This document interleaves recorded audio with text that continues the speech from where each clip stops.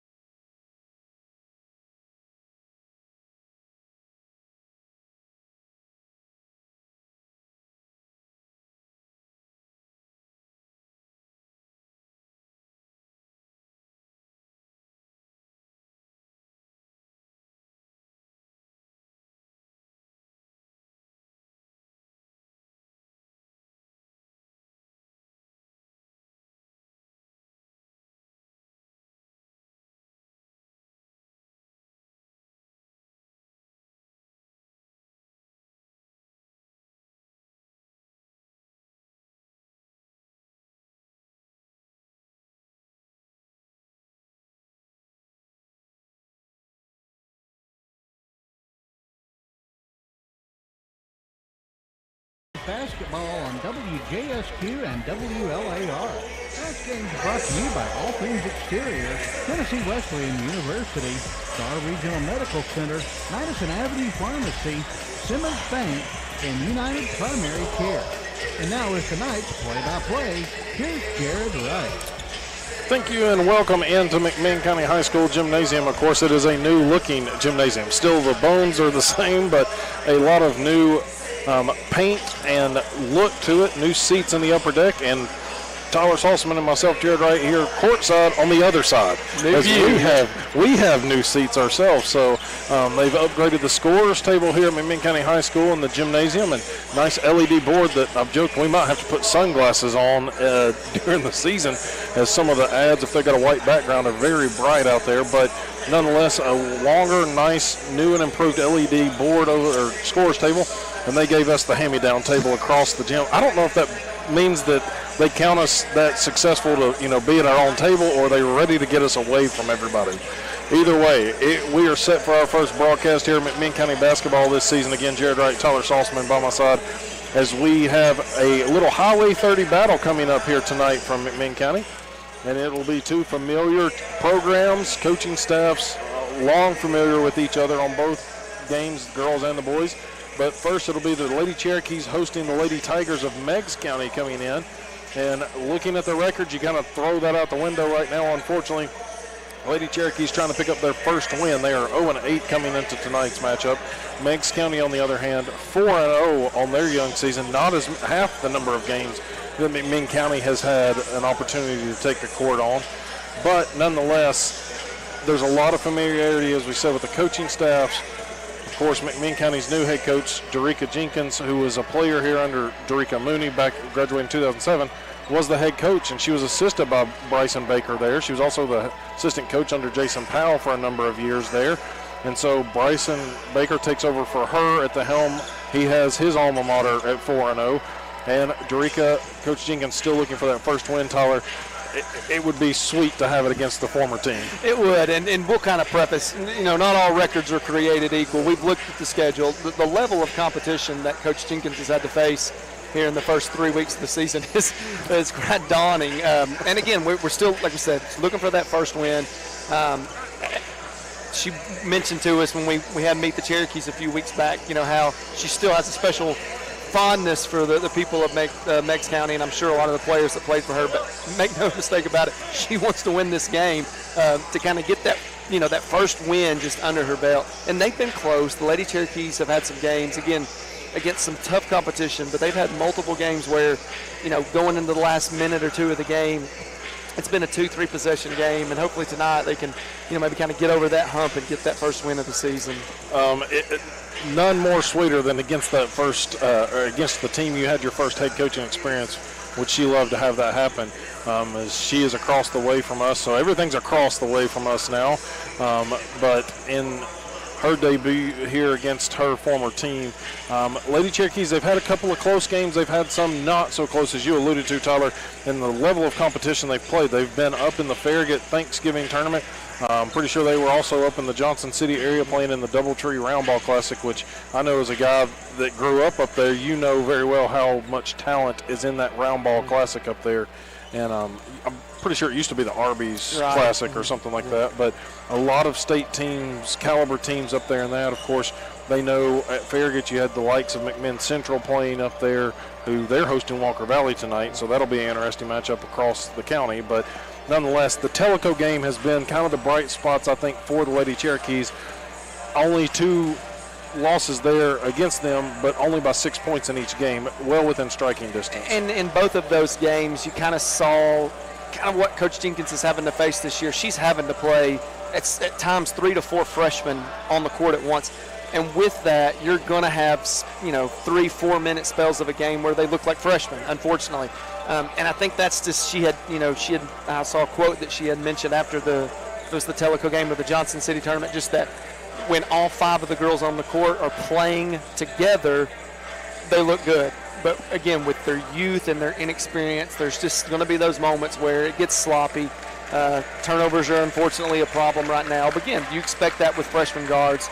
Then hopefully, she just continues to see that growth where they collectively look more like a unit as opposed to just maybe 5 individuals out there. And so hopefully tonight will be a good start for that. As you were alluding in that matchup, the last matchup against Tellico was one of those, and I think that's the same article you're referring to. You had 4 players in double figures. Only scored 55 points in that one, but you had 4 in double figures, and that bodes well that if those players continue to find the rhythm of their game, and because McMinn has lost their leading scorers the last several years, they've always graduated the leading scorer. That youth provides a lot of opportunity for a lot of players coming in this year. Of course, only 2 seniors, number 12, Hannah Clark, the senior guard, 5'4". She'll get the start along with number 44, Lily Slager, the 5'9" senior forward. And Slager can be a physical presence inside. We saw that late last year of being able to box out, rebound very well against a lot of big opponents. So we're going to go ahead. Let's take a 90-second break here at McMinn County High School and then be back with starting lineups back in 90 Father, seconds. thank you for another evening, for the chance to enjoy sport, and for these athletes and all these fans and coaches, officials, all these who are here. Lord, we pray your protection, your blessing on the game, and good sportsmanship. We pray for your glory in the name of Jesus. Amen.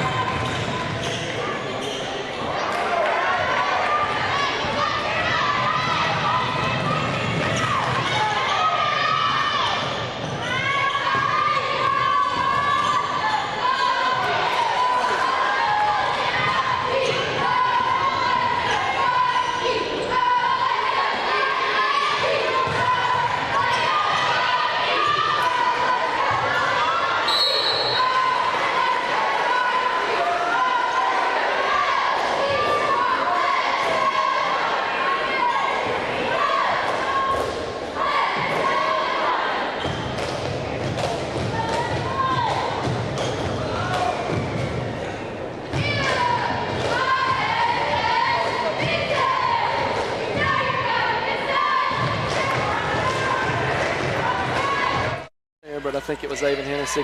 Yeah, and again, that's 2 offensive rebounds on that one possession, and that's something the Lady Cherokees are really going to have to kind of rebound by committee. Lily's really the only one that's got, any kind of size advantage against the Lady Tigers. So free throw is good there by Brown. She just made one of those. One out of two, yes. 1 out of 2. So here's McMinn County on the offensive end. Clark with it on the right wing. Works it back out front to Sewell. Sewell takes a deep 3. Air balls this one. Out of bounds. Meigs County will let that one sail. And part of this McMinn County team, the benefit of playing so many games early is they've tried to find some scoring rhythms. Just got to make it click, as Coach Jenkins said, all at one time. Yeah, and Mia had a fantastic game up in Johnson City. Had a game where she hit 8 threes, scored 26 points, and again, somebody's going to have to shoot. And I thought that ball, I actually thought it was tipped. The refs didn't see it the same way I did there, so it went to the Lady Tigers there. They force a turnover on Meigs County's end of the floor. Sewell brings it up, picks up the dribble, now bounces it over to Trentham. Molly will take it to the far side, gives it to Hennessy. Hennessy working it back to the middle of the floor. She'll step back between half court a little bit. Now left side, it's Clark trying to put it on the floor. She'll pass it off, wide open. Trentham for 3, off to the left side. Slager had the rebound, knocked out of her hands though. So the Lady Cherokees going to back up a little bit defensively. Sewell's going to pick up the ball handler at mid-court, and that's Schomburg. Now Brown with it. Handoff, gives it to Kranz. 3-pointer on the far side, off the mark there. Offensive board once again for Brown. Put back no good. Slager collects the big defensive rebound there. And again, that's another offensive rebound for the Lady Tigers. Unfortunate there that McCone missed that. We looked at the book at the last game. She had 22, paced the Lady Tigers last game, and multiple threes in that game. Feed into Slager, bounce pass in. Slager misses the layup. Highly contested there by Lila Brown. Slager chasing her back down, catches up. Now here's a drive by Kranz. Layup on the right side, no good. Kranz gets her on board. Looking to get out, and it's going to be a jump ball. We'll give it to McMinn County. The possession arrow is the tiniest thing on the new scores table. If you're watching our stream, Jared and I both had to kind of lean in at the same time. We weren't even sure what we were looking at there. That is the smallest arrow at the top of that scorers table. And it's pointing the wrong way too. But well, Meigs County gets the steal and then a quick little layup by Schomburg. Has their first field goal of the game, and it's 3-0. Lady Tigers in front, 5:20 to play here in the first quarter of action. Yeah, that token Meigs County. New coach, but they're going to defend full court. You're going to have to, you're really going to have to handle the ball tonight against this Lady Tiger defense. Clark lost it, able to recover it. Lob intercepted, trying to get it down low to Slager. It was a good thought by Sewell, but just a little short on the lob. Here's Schomburg bringing it up the floor. She goes to the left side. Rolling down low was Brown. Now it's King has it out front. King got some size to her height-wise. It's going to be a 3-pointer on the way for McCone. Missed it. Another offensive board here for the Lady Tigers. Another missed shot. Jumper here by King. Turnaround hook shot by King, no good. And then Sewell's going to get called for the infraction. That's going to be the second on the Lady Cherokees. Yeah.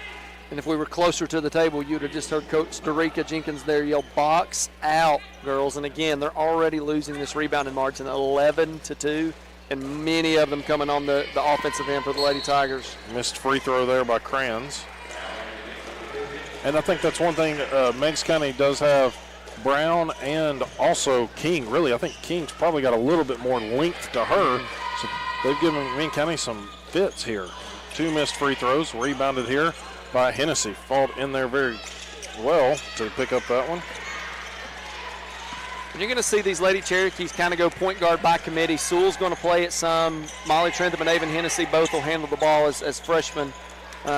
Which is beneficial because kind of anybody can bring it up the court between those three. Trentham sends it off the right side to Sewell. Sewell out front to Hennessy. Hennessy pops the 3. It's a deep one. Too strong off the backside. Rebound fought for, but it will go to the Lady Tigers of Meigs County. Still 3-0, 4 minutes to play in the first quarter of action. Mia Sewell, good transition defense, got back quickly and deflected a 3-quarter court pass out of bounds over her teammates there. Yeah, good job by Mia there, because if she doesn't get to that, they've got a wide open 3 in that left corner. So. Kennedy Smith checked into the ball game during the last dead ball and sophomore for Meigs County inbound it. She got it at the high post, went through her legs. Clark picks up the loose ball. Here come the Lady Cherokees. Clark pulls up, blocked from behind at the free throw line. Now a drive here by Smith. She missed it. Hennessy able to collect that board. Good hustle by Lady Cherokees to get back defensively there. Clark, left side to Sewell. Sewell pops the three. This one off the back iron. McMinn County has had several good looks, just cannot get that first basket to fall. Here comes Schomburg. Kicked it into the right corner. That was out to Kranz. Now here's a drive. No foul on the shot. It's going to be on the floor as it was Ansley King driving. And this one's going to be the first on Lily Slager, team third already. And of course, in high school ball, you get to 5 fouls in a quarter. It's 2-shot foul, both men's and women's game. Baseline drive, tightrope work by the Lady Tigers. They have it out front trying to lob it down low. Clark intercepts another pass. Yeah, Lady Clark's Tigers got a couple of steals. Yeah, kind of sloppy with the ball the past few possessions. Good drive Clark, by Hannah. nice crossover. Got fouled hard, and I believe that's what Tank, the officials over there, are going to call, and it is. King picks up her first, team first, and that's going to send Hannah Clark to the charity stripe. Yeah, the baseline official, I think, was going to let that go. Montgomery came from about half court to call that foul, which is a clear foul. Raked Hannah across the arm. There's the first free throw for Hannah Clark. The Lady Cherokees are on the board 3-1. Low scoring affair here. Both teams, Lady Tigers average just under 60 points a game. McMinn County 44.5 per game. Again, trying to replace some offensive weapons of last year. Clark goes 2 for 2 at the line to put them to within 1. 3:08 to play in the first quarter. Schomburg struggles to catch it at midcourt. McMinn County stepping up that pressure defensively. Lily Skidmore into the game as well, applying some pressure out front. Schomburg with it, goes to the right hand. Cross court pass, gets it to McCone. She'll pull up from the left side of the lane, missed it. Brown with an offensive board. Her jumper on the baseline, no good. Fighting for the rebound is Skidmore. Jump ball will keep it with Meigs County. So they will have it underneath. It's one thing you expect, knowing Coach Jenkins and what they did at Meigs County, as her as assistant and head coach. Defensive pressure is going to be there. They're going to play hard-nosed defense. They are right here. Far side. Bounce pass, intercepted momentarily, but Schomburg comes back with it and gets bumped on the foul by Clark. That one was just one of those momentum had shifted momentarily in a split second. Schomburg comes away with it. And Hannah Clark's going to pick up her first, team fourth of the quarter. Yeah, Lily Slager did a great job of denying that post entry, but when she tipped it out, it bounced right off of, I believe it was Hannah, and right to Schomburg, who was able to drive and get fouled there. Just an unfortunate break there for the Lady Cherokees. Kranz back into the ball game as Kennedy Smith, I believe, is the player that lost that ball earlier. She will check out. Schomburg misses both free throws and nobody boxes out King. Three-pointer up and good by McCone. And so it's a 6-2 game in favor of the Lady Tigers of Meigs County. And those are plays that'll drive you insane as a coach. You get both free throws missed and you give up an offensive rebound, and it feels like it never fails, the three-pointer off of the kick out there. Skidmore drives, kicks it out to Sewell. Skip pass over to Clark. Slager's working hard in the paint. Will pull it and answers back. Hannah Clark with all 5 points of the Lady Cherokees evening. You're exactly right. She is battling down low against King. And also Brown in there going against Clark. And I think the pace as well right now for the Lady Cherokees is they... Oh, good block. Looked like a good block there, but Minn County's Skidmore going to get called. Going back to what I was saying, Jared, though, the pace there, I think the Lady Cherokees they're going to make the Lady Tigers play in the half court. You know, they're doing a good job in transition defense of getting back and not giving up layups. It's another missed free throw. 1 for 7 right now of the Lady Tigers from the free throw line. But again, if they can keep those, live ball turnovers down and force Meigs to play in a half court, I think they can keep this game, in one possession a game where it's at here. Kranz does make the second one. her first point, and it's a 7-5 game. Meigs County in front. They've led the whole way. And Minn County turns it over, trying to get it up the floor. Fortunately, it turned over. Now Slager intercepts a pass. Perfect place, right time, right place for Lily Slager. Bringing it across the court is going to be Hennessy. She'll hand it off to Skidmore. Skidmore goes left side, lost the handle, picks it up, looking for help out front to Clark. 1:15 to play in the first quarter. Clark dribbling it with the right hand to the middle of the floor. Now over to Sewell. Sewell brings it back left side. Now quick crossover, gets it into the high post. Bounce pass out to Clark, going for another one, in and out. That one looked good the whole way. Out of bounds off of Slager. Had the rebound, but just couldn't control it. And Clark, I thought she had back-to-back three-pointers right there. Yeah, from our angle, it looked good. And again, Lily getting a quick blow here with a minute left. She's, we mentioned she's about the only inside paint presence these Lady Cherokees currently have. And I think Coach Jenkins is recognizing, hey, we've got to get her breaks when we can. But battling hard there, just unfortunately, rebound caromed right off of her leg. Molly Trenum will come back in for her. She's going to guard Schaumburg. Near corner, went to Crayons. Now a little post move by Brown. A little sky hook, no good. Crayons gets the rebound in there. Battle.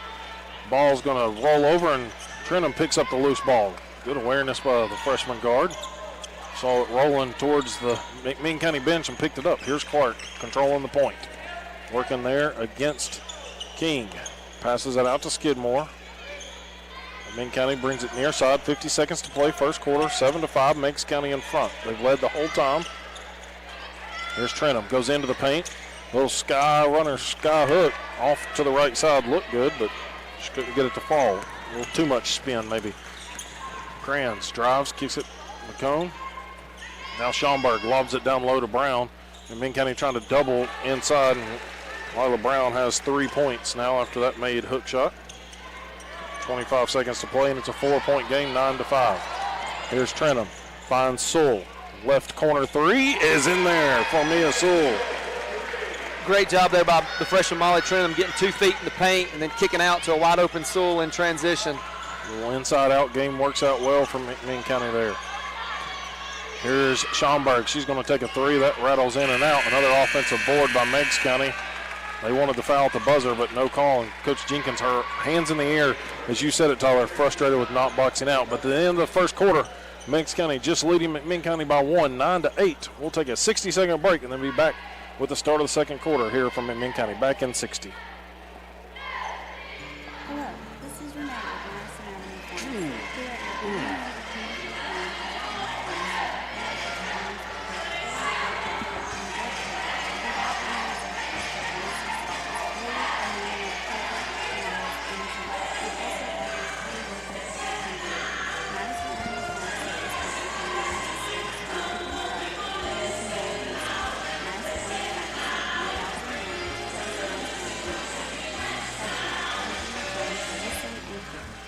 Something be old and new at the same time, because Old National Bank has finally arrived in Athens and McMinn counties. What's old is their 190-year tradition of strength and stability. What's new are innovative new down payment assistance and affordable mortgage programs. What's old is a strong tradition of personal service. What's new are cash bonuses for just opening accounts. By working hard to earn your business, hopefully Athens and McMinn counties will be singing the praises of Old National Bank, where relationships and results matter. Get old. Member FDIC, equal housing lender.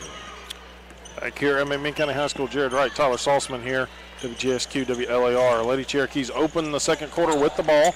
Sewell has it out front, trailing 9-8. Trenum battling for a loose ball with Schaumburg.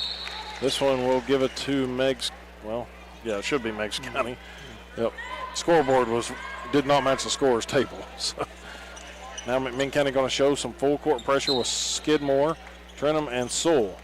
It's going to be Trenum guarding McCone out there. She's hit a long ball for the Lady Tigers, and it's 9-8. Trenum trying to stay right there with her. Clark just barely overplayed it. Now a good help defense by Sewell. Ball rolling. Sewell having to recover. Lob out front. Here's Crayons. Pulls up from the 15-foot line off the dribble. Missed it. Another offensive board battled for. Meigs County keeps it. McCone with it. She drills another three. Yeah, 2 possessions already this game where an offensive rebound has directly led to McCone 3. And that's something Lady Cherokees are going to have to clear up. And again, Slager not in the game here to start the second quarter, so a little bit of an extended break for her. It's going to be Hennessy out front with it. working there against McComb. Goes right side to Sewell. Sewell sends it further into the corner to Skidmore. Skidmore pulls a 3-2 strong off to the backside. Lady Cherokee's getting the shots up, just cannot get anything to fall. Transition offense for the Lady Tigers. Brown misses an easy lay-in. McMinn County's Skidmore battles for a big rebound and clears it out. Here's Hennessy. She'll slow it down, wait on everybody else. Deep three off to the right side. Good offensive rebound by Skidmore and the foul on the putback. Yeah, good athletic rebound there by Skidmore. And Lily Skidmore, as a freshman, she's got good size. She's a pretty good athlete, and she was able to go get that one with two hands and go straight back up with it and draw the foul. I didn't catch who it was on. It was on Ansley King, her second. Skidmore makes the first free throw. Slacker back into the game here. And I was kind of thinking, if you're at McMinn County and you've looked, the three-pointer by Hennessy was roughly in the state of North Carolina, the state outline of Tennessee here. His second free throw is missed, ball battled around. Lady Cherokee's trying to get it, but Lady Tigers scooped it up. But I thought it was actually a good-looking three from range. I mean, it was a deep three, but obviously she's got the green light to shoot it there. Yeah, and the defender had their hands down, basically giving her the shot, and that's a shot the young freshman took. Here's Kranz, got a little ball screen, got free around the top of the key. She's got three, and it's 14-9. Lady Tigers in front. 6 minutes to play here in the second quarter. Yeah, Lila Brown was able to kind of seal off Lily there on the drive. Really couldn't come over and help defend that. Here's Skidmore, sends it right side to Sewell. Sewell, ball above the head, looking. Now she'll use her dribble to come near side.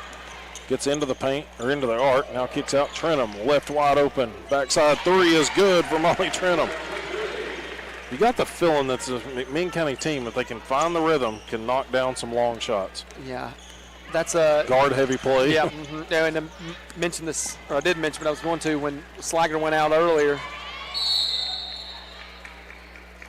Turnover by Meigs County, so Lady Cherokees will get the possession, and they also will get Hannah Clark back into the game. She'll replace Lily Skidmore. Yeah, but when Lily Slager went out earlier, it was actually in a 5-out. All 5 girls around the perimeter basically trying to open up penetration lanes for their guards to attack.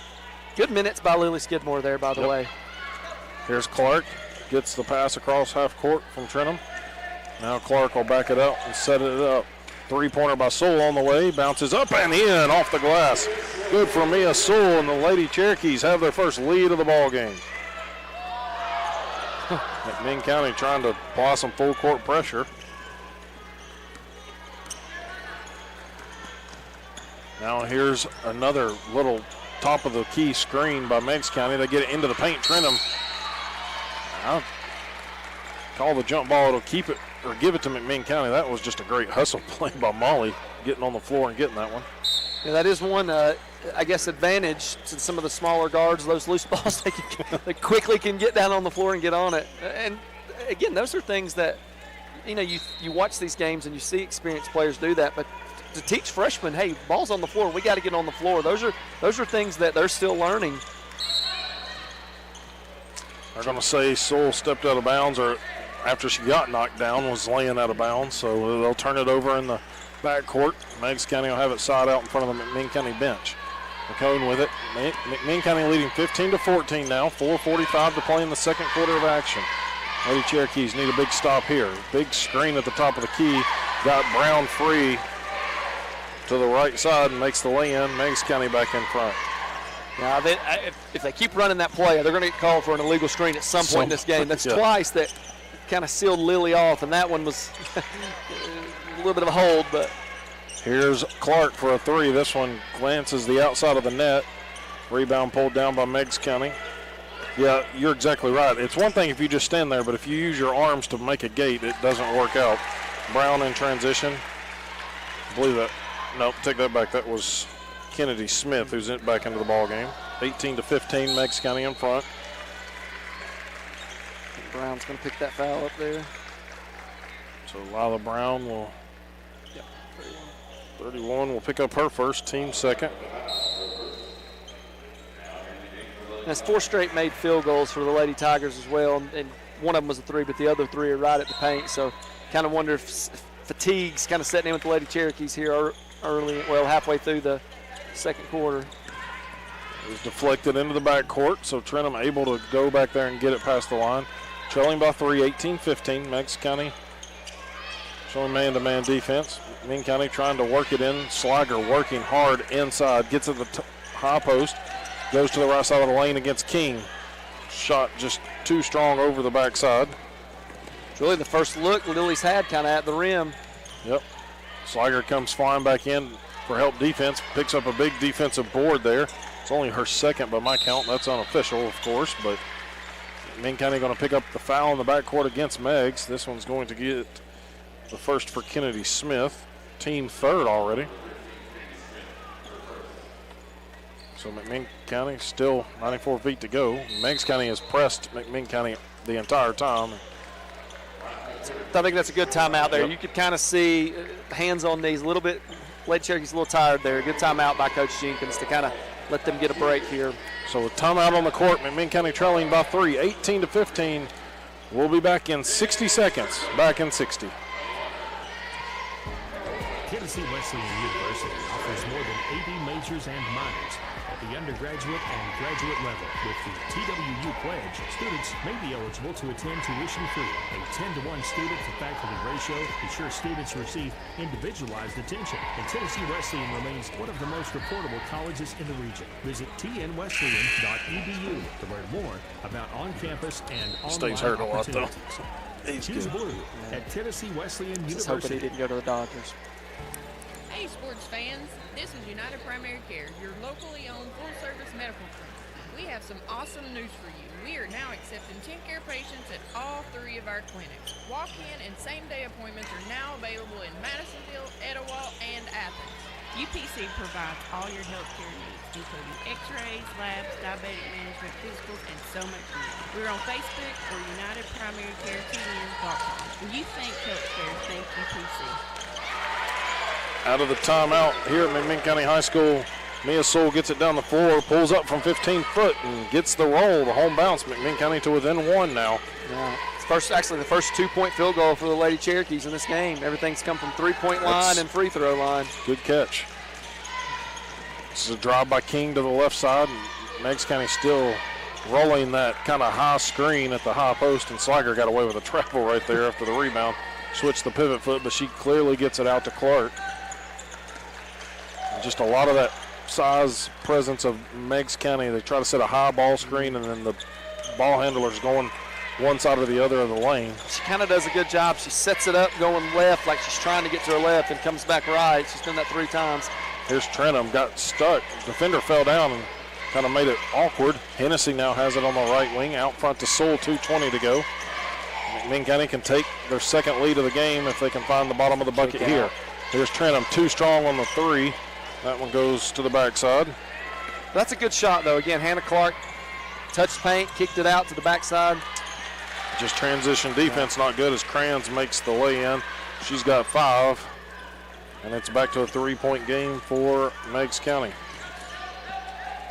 Here's Trentham, gets into the high post. Kick out to Clark, top of the key. She'll pull the 3 over King and drills it. Knocks us up at 20 all. Little gut check there by Clark.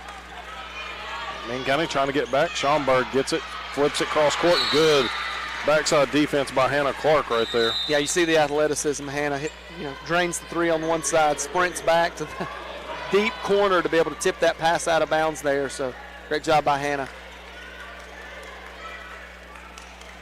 Meigs County has it in the far corner. Ball deflected. Sewell battling for it on the court. And that was a slow whistle on that one. It'll stay with Meigs County right here. Coach Baker calling it out from the Meigs County sideline. Coach Jenkins, both of them pacing back and forth. Got to think both of them, whether they want to admit it, had some nerves coming into this matchup. Here's Cran's little running skyhook, no good. Good box out by Molly Trentham there. Trentham had the good box out over Crayons and going to pick up the foul on Crayons. That's the 4th on the Lady Tigers, 1st on Alexis. It's going to bring a substitution. Kennedy Smith back in, but she'll actually replace Ansley King, who has 2 fouls. I think that's just to keep her from getting her 3rd one here before the half. A minute and 31 to go, tie ball game. It's in the bonus now. Yep.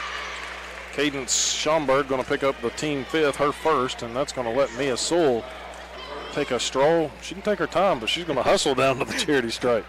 The way Mia's been shooting lately, she's ready to get to that line. She wants to get up there and get the shots up. McMinn County 20, Meigs County 20. We've got a minute 31 to play here in the second quarter.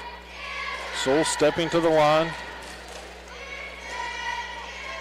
Junior guard, first one off the back iron. Still can give the Lady Cherokees the lead right here. And I don't know how many years I'm going to say this. This will be year 2, but I love that they did away with the 1-and-1. Yes. And Sewell converts it. She's got 9 points to lead all Lady Cherokees, and it's back to McMinn County lead.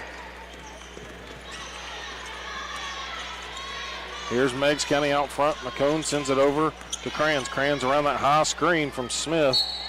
And then a bucket and a foul coming up here from Meigs County's Crans. Bucket is good, and this one is on Trentham. Molly's first, team first of the quarter, so McMinn County gotten in the bonus foul-wise in the first, but. And you see a different way that they defended that. The Lady Cherokees, instead of trying to run over the top of that screen where they were getting kind of picked off the past couple times, Hennessy kind of gave a little bit more space and went underneath, but that's a foul. Yeah, but unfortunately, there it is. Trentham came over and kind of got caught with her hands, waist level there and got the foul. So Clark draws the foul out front against Kennedy Smith. That's her second. Of course, the team already in the bonus. So Hannah Clark will go to the line. Chance to tie this up. 23-21, Meigs County in front. Minute 8 remaining. Clark misses the front end. Substitution coming for Meigs County. Kylie Jones, 23, freshman, will check in. Clark, one of only 2 freshmen there on the roster for the Lady Tigers. Clark does convert the second one. So her and Sewell are tied with 9 points apiece. McCone brings it up the floor. They work it around. Schomburg now has it sailed through her hands, but recovers. Schomburg gets it back, 54 seconds. Meigs County almost seems to be going a little bit slower than they have. Crans had it poked away by Clark. Good reaction there by Clark as Crans kind of got by her and just a little help defense, smacked it out of the way. And, we forget how good of a defender that Hannah is because she's having to take on more of an offensive role this year. But really, the past 2-3 years, what got Hannah on the court was her ability to defend. So she obviously still has that ability in addition to her elevated offensive game this year. Little flex offense here by the Lady Tigers. Here's Crans with it out front, up top to McCone. McCone looking. McCone, she's knocked down some 3 balls. It's got to be close to the 5-second call. Sliger able to poke it away from Brown momentarily. Loose ball. Sliger comes away, but then throws it straight to Schomburg. 15-footer by Schomburg, no good. Sliger recovers with the defensive board there, her 4th. 10 seconds to go. McMinn County can take the lead. Hennessy bringing it up the court. 5 to shoot. Get the ball. Hennessy trying to make a move. Fires it up at the buzzer, and it's going to come off into the hands of Schomburg. So McMinn County, after the first quarter, went most of Meigs County's way. The second quarter, Lady Cherokees battle back, taking the lead 2 different times, but they will go to the locker room with a 1-point deficit here at the half, 23-22. And it was not without a valiant effort. As we said, Mia Sewell and Hannah Clark knocking down some 3 balls, getting to the line. But Meigs County able to kind of settle down as well and answer back every time McMinn County had an answer offensively. So we'll go ahead, again, telling you the halftime score, Meigs County 23, McMinn County 22. We'll be back in 2 minutes from McMinn County High School. Back in 2 minutes. We put our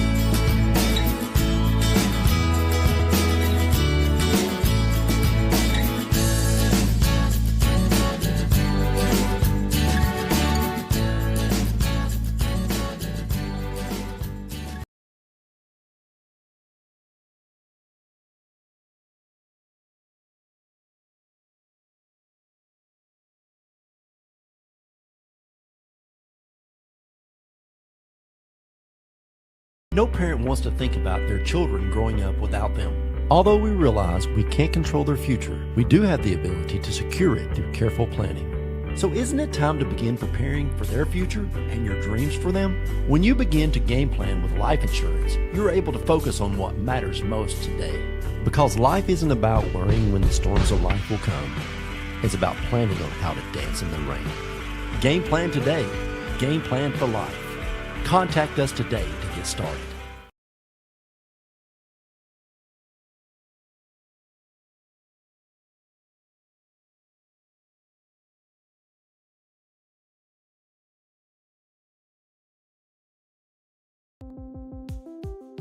Introducing the brand new app for McMinn County Schools on Android and iPhone. It's everything McMinn Schools in your pocket.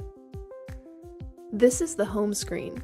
Tap the schools icon in the bottom right to select a specific school.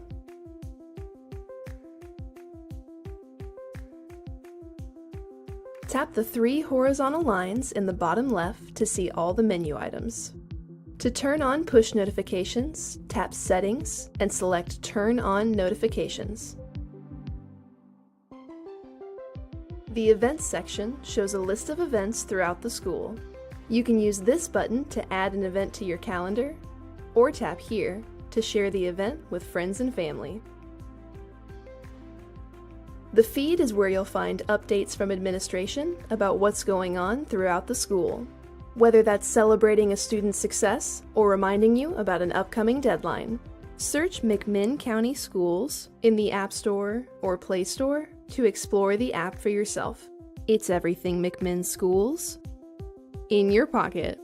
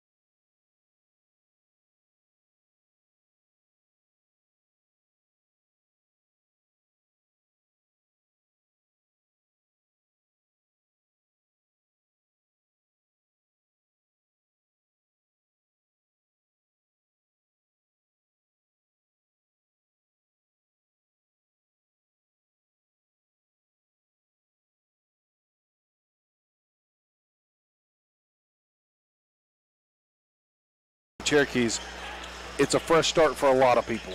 It's a new team, new coach, and so a new look. and they are wearing that badge as best they can, and they're going to battle anybody they can. Yeah, and a lot of times too with the younger team, the longer the game can stay close, the more pressure kind of goes to the more experienced team, because as you mentioned, the younger team, they don't think about it. They're just out there. They've not been in these moments really before, so there's not a whole lot that's going through their minds other than make sure I do the next play right. So again, I think the longer this game stays a 1-2 possession game, it could favor the Lady Cherokees.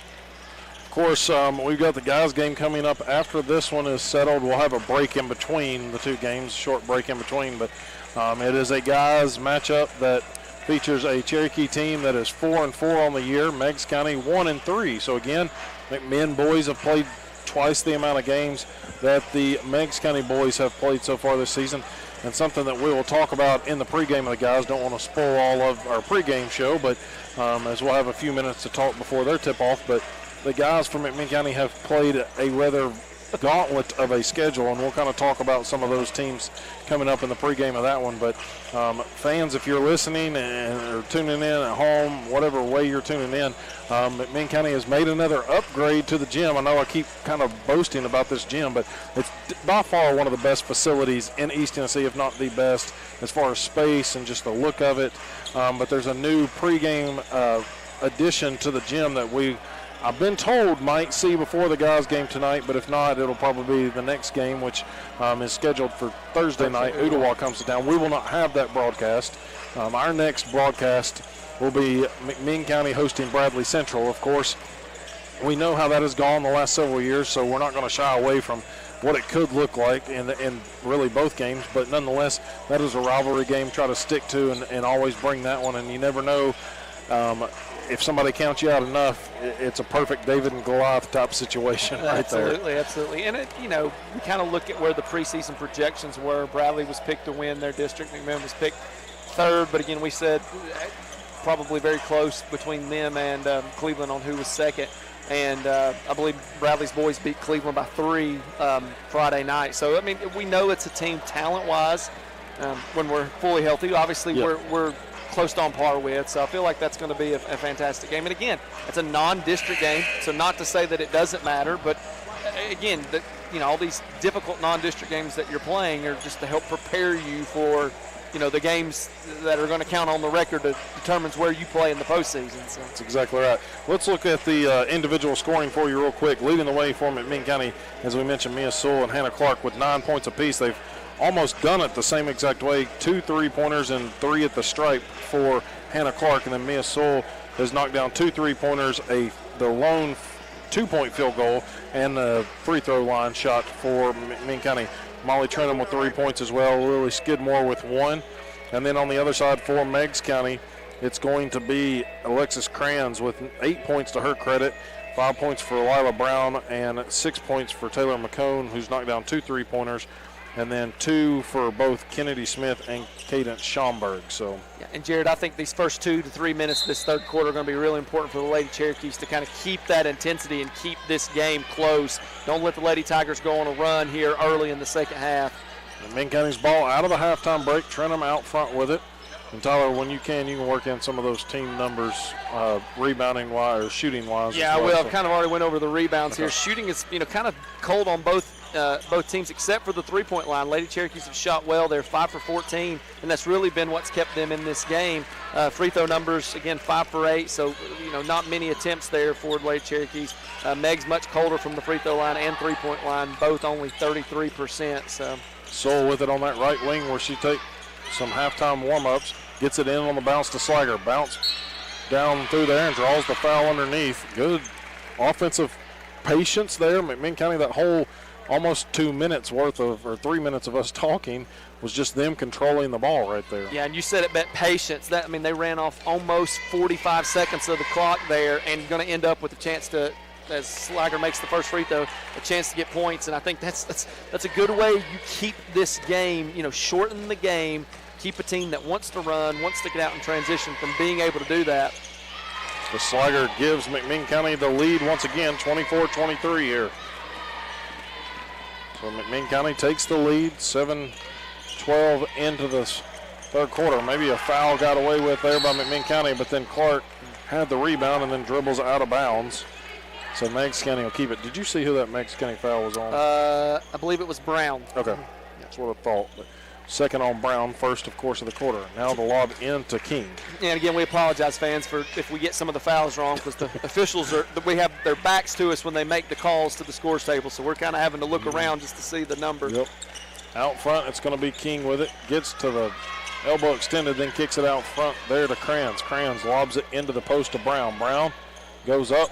She's got 7 now as she puts Meigs County back in front. Yeah, tough switch there. Somehow Molly Trentham got matched up on Brown. She probably got switched on a screen there, and Molly did everything she could, but Brown, just with the size advantage, able to elevate over. Sewell has it knocked out of bounds off of her. So McMinn County will have it underneath. Hennessy going to inbound it. Has Clark open on the far block. Clark, patience is the virtue there. She's into double figures. First player into double figures for either team, and McMinn County back in Terrible front. pass there. Turnover by the Lady Tigers, trying to throw a full-court pass, and Sewell just jumped right up and picked it off. Great inbound play there as well, though. Hennessy Clark an connecting. open layup. That's one of those young freshmen connecting to Clark, the senior. Clark with it on the right wing. Now they'll send it up to Hennessy. Around the horn it goes over to Trentham. Molly will try to work into the paint. Sewell open for 3. That one's too short. And so McMinn County will have to get back defensively. Schomburg gets to the baseline, kicks it out. Crayons pulls up the short jumper, missed it. Rebound, battled for, out of bounds off of Meigs County's Brown. And Meigs County does not like that, but Slager kept the hands down, and it definitely went off of Brown. I could see that from our angle, but it's going to be Hennessy trying to get it into Sewell. And again, full court press. We mentioned the Lady Tigers have multiple offensive rebounds, but really, other than the 2 threes that McHone hit, they've not taken advantage of those offensive rebounds. So credit to the Cherokees, even though they're giving up some rebounds, they're not necessarily turning into points for the Lady Tigers. Here's Trentham, right wing, works it back out front, guarded there by Crayons. Long bounce pass over to Hennessy. Deep 3 for Hennessy. That one looked good the whole way. Missed it. Slager battling for the offensive board. Ball loose on the ground. Let's see what they're going to call. It's going to go against McMinn County, it looks like. Yes, it's going to be on Slager, her second, team first. And Slager was battling hard in there on the glass. Meigs County now having trouble getting it in against McMinn County. McCone gets it. Trentham with her. Now a dangerous pass up to Schomburg. Sewell just couldn't get turned around quick enough.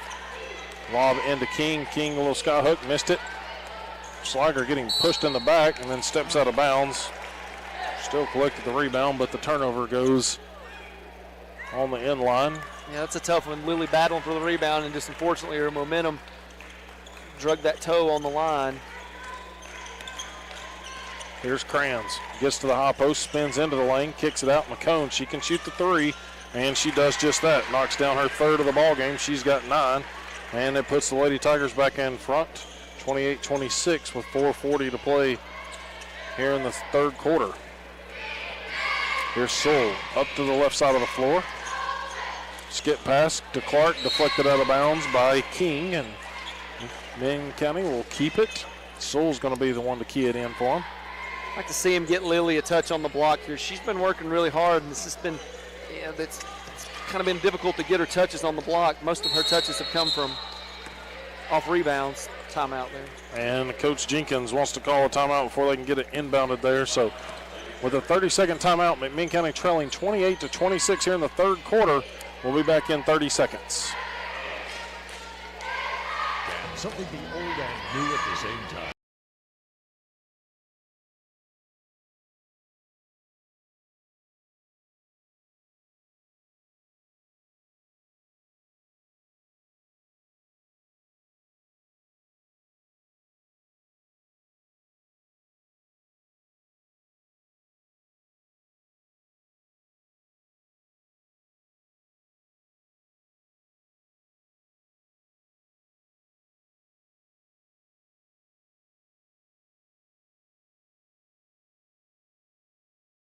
Third quarter action, 4:26 to play in the quarter. And Minn County has it side out of bounds to our right. It's going to be Hennessy to catch the inbounds from Sewell, trailing by 2, 28-26. We've gone back and forth in this quarter. McMinn County had the lead earlier. Now about turns it over. Soul on the ground diving for it. Possession arrow will give it to Meigs County. Yeah, and there's one of those freshman mistakes by Hennessy, and it's just kind of one of those where she kind of felt like she had to get rid of the ball and probably had a little bit more space than she realized and threw it into traffic, kind of getting that tunnel vision. And again, that's something that's just going to take time and experience to kind of fight through that. So Schomburg got the inbounds, gets it up the floor quickly, gets it right back from Kranz, top of the key. King now with it on the right wing. They'll keep it in the passing lane instead of putting it on the floor. Now Brown dribbles around, takes a shot, and banks it in on the foul. And Slager pleading her case. That's going to be the third on Lily Slager, team second. That's going to send Brown to the stripe. She's got 9. yeah, it's tough for Lily because she ended the first half with just the 1 and then picked up 2 here in the first 4 minutes of the third quarter. So Lily Skidmore will check back in for her. And we will probably not see Lily Slager for several more minutes, probably until the fourth quarter. Missed free throw, ball tipped out. Sewell collects it, and then she draws the foul. It's Brown now 1 for 3 at the charity stripe. 21. 21 is Schomburg. Picks up the foul. That might have been 31, might have been Lila Brown, because Okay. she's going out as well. Something won. We think it might have been Brown because that would have been her third Yep. foul as well. So we'll give it to Brown. Here's Hennessy trying to get it in. Finds Skidmore on the far side. Skidmore dribbles it to the middle of the court. Now nearing half court. Gets it to the top of the key to Hennessy. Hennessy working against McCone. Now Clark over to Trenum, left wing. Trenum into the paint. Kicks out to Sewell. Sewell, quick crossover, trying to get free of Kranz. Now Sewell kicks it over to Clark. Takes a 3 wide open. Karam's off the rim and the glass. It was a good look for Hannah Clark. Now transition. Meigs County quickly up the floor. Kranz beat everybody back. She's into double figures at 10. And it is now a 6-point lead for Meigs County with 3:16 to play. Another foul there. That was going to go on Schomburg. Okay. So we got that one corrected on Schomburg now. Team third. And McMinn County has some opportunities here. Got to keep it going, though. Now Schomburg's coming out again.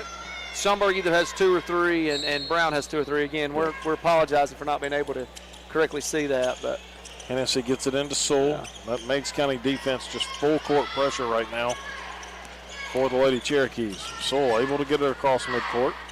Skips it over to Skidmore. Skidmore looking. Quick crossover against Smith. Fadeaway jump on the baseline, no good. Chased her on rebound down, but out of bounds off of Skidmore. It was a good effort, good hustle. Had a good-looking shot right there off the dribble. And somebody, yeah, we got it matched up there. Under 3 to play in the third. Trenum steals the pass, throws it off of the Meigs County defender and Jones. And so Molly Trenum, good awareness by the freshman guard right there. Yeah, Coach Jenkins loved that when she jumped up and gave a big yell there. Young freshman still in a possession for the Lady Cherokees. Hennessy gets it into the far corner to Skidmore.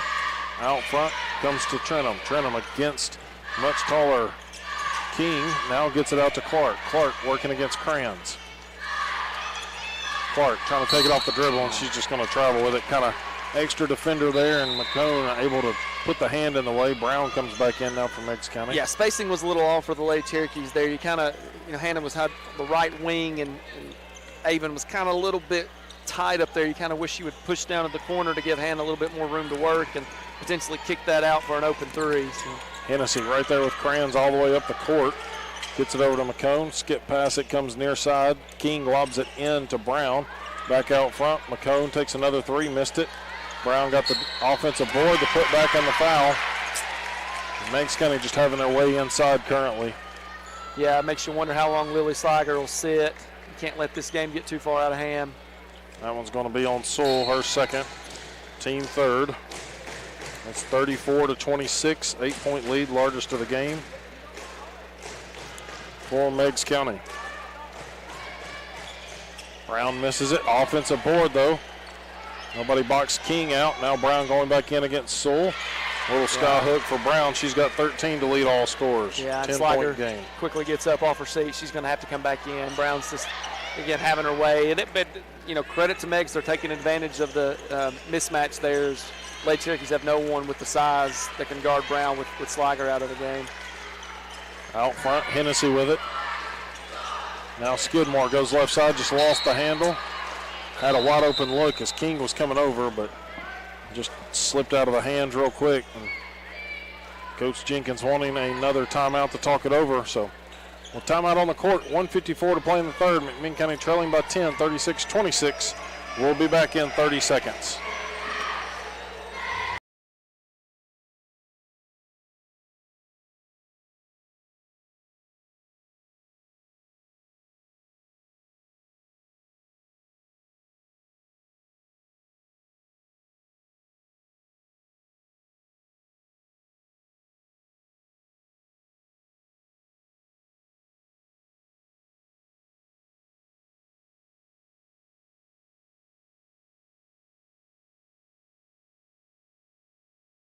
McMinn County High School, Lady Cherokees struggling here in the third quarter. Foul trouble has plagued them early. After we thought it was going to be Meigs County having the foul trouble, they had gotten to 3 fouls quickly. And now McMinn County is going to pick up the 4th team foul, and this one's going to be the second on Lily Skidmore. When you've got a very young bench and a lot of youth, foul trouble is going to make winning any games very hard. Yeah, and Coach Jenkins has only played 6 players tonight, so. Cone brings it near side of the court, guarded there by Skidmore. Clark now on King. Out front, it's going to be Brown with it. Brown sends it right side to Jones. Jones bounce pass inside. Molly Trentham battling inside for it. Ball's on the ground. That will send it McMinn County's way on the jump ball. Molly Trentham just hustling. And she did a better job on that one. She got switched on to Brown again. They're running the flex, and to keep that flex cut from being able to get a layup, Lily Slager switching with Molly there. That time, Molly didn't wait for Brown to catch it and let her elevate over. She kind of dove underneath her on the pass to get a tip. Great adjustment there. Hennessy to get the inbounds from Sewell. Hennessy going to be the point guard here. She's controlled it most of the game when she's been in. Between her and Sewell and Clark. Trentham far side. Trentham into the paint. Kicks out to Sewell. Crayons right there closed out on her so quick. Mia couldn't get the shot off. Now she'll pull it from 15 foot, and she gets that shot off with the hand in her face. Yeah, second mid-range jumper of the game for Mia there. So showing more than just the ability to shoot the three is the junior. Gets it back into single digits. Now here's Smith on the drive. Good defense and awareness there by Slager. McMinn County turned it over, and quickly Crayons able to get back and get the layup. So it's back to a 10-point game. Yeah, and unfortunately, the Lady Cherokees have already matched their first half turnover numbers with 6 here in the third quarter. Sewell gets it up to the left side of the court. Sends it over to Trentham. 34 seconds to play in the third quarter. Trentham goes right side. Bounce pass feed across. Had nobody there. It was deflected. Thinks she was trying to get it to the far corner to Sewell. Instead, McCone has it. Baseline feed. Ball deflected. Trentham comes away with the loose steal there. She'll push the pace with 17 seconds. Floater in the lane, doesn't get the bounce, comes off to the right side. It's a good thought, but just couldn't get the home bounce on the rim there. Yeah, Lily's got to be careful here. Now Trentham gets ran over at half court, no whistle. Instead, it's going to be a missed 3, and Clark's going to clean up the board at the end of the quarter as the miss from King was well off. So at the end of the third, it's Meigs County taking control, 38-28. We'll be back for the final fourth quarter in 60 seconds.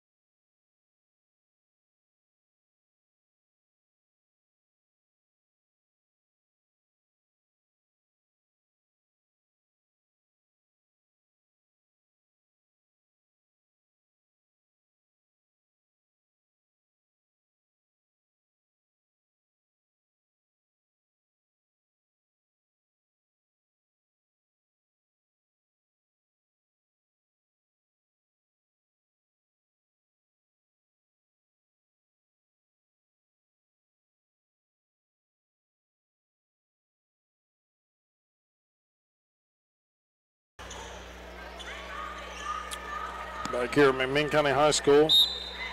Lady Cherokees and the Lady Tigers. It'll be Meigs County ball out of the quarter break. And Coach Baker upset about something. Yeah, so McMinn, right before Meigs was able to throw the ball in, they actually had 6 girls on the court, but Molly Tritham ran off there really right before the ball got thrown in. Coach Baker was wanting the technical for having 6 on the court, but this one's going to be a foul. Clark, I think. Clark. Her second. But she was able to get off again right before the ball got thrown in. Coach Baker still arguing that one. I understand any good coach would. Yeah, he would. He would. But. Coach Jenkins would be doing the same thing if it was vice versa. It's the first time all game. Well, no, excuse me, the second time all game that the Lady Tigers have made both their free throws in an attempt there. So 12-point lead, the largest of the ball game. Here's Clark, drives down the center of the lane, gets the blocking foul on the shot, so she'll have 2 free throws coming. And this one's going to be on Cran's 10. And that was a great drive there by Hannah. And you kind of feel, a 12-point lead for the Lady Tigers. Unfortunately, the patience that you've kind of been able to play with for the first 3 quarters might have to go away a little bit, to be able to make the cut into this lead. Clark converts the first one. Yeah, it's one of those too little, too late kind of things. You can't bleed the clock when you're down now by 10. As Clark converts both of them. She's got 13 to lead all Lady Cherokees. And if you're here for the Tellico game, a similar kind of, the Lady Cherokees kept it close for about 2.5 quarters, and then Tellico was able to take a lead, and then Lady Cherokees got back into it with their pressure here, so we'll see if it holds true tonight as well. Foul's going to be the 3rd on Lily Skidmore, team 2nd. And honestly, with the way that the Lady Tigers have shot free throws, putting them in the bonus, it might not be the worst thing right now. Here's Schomburg in transition.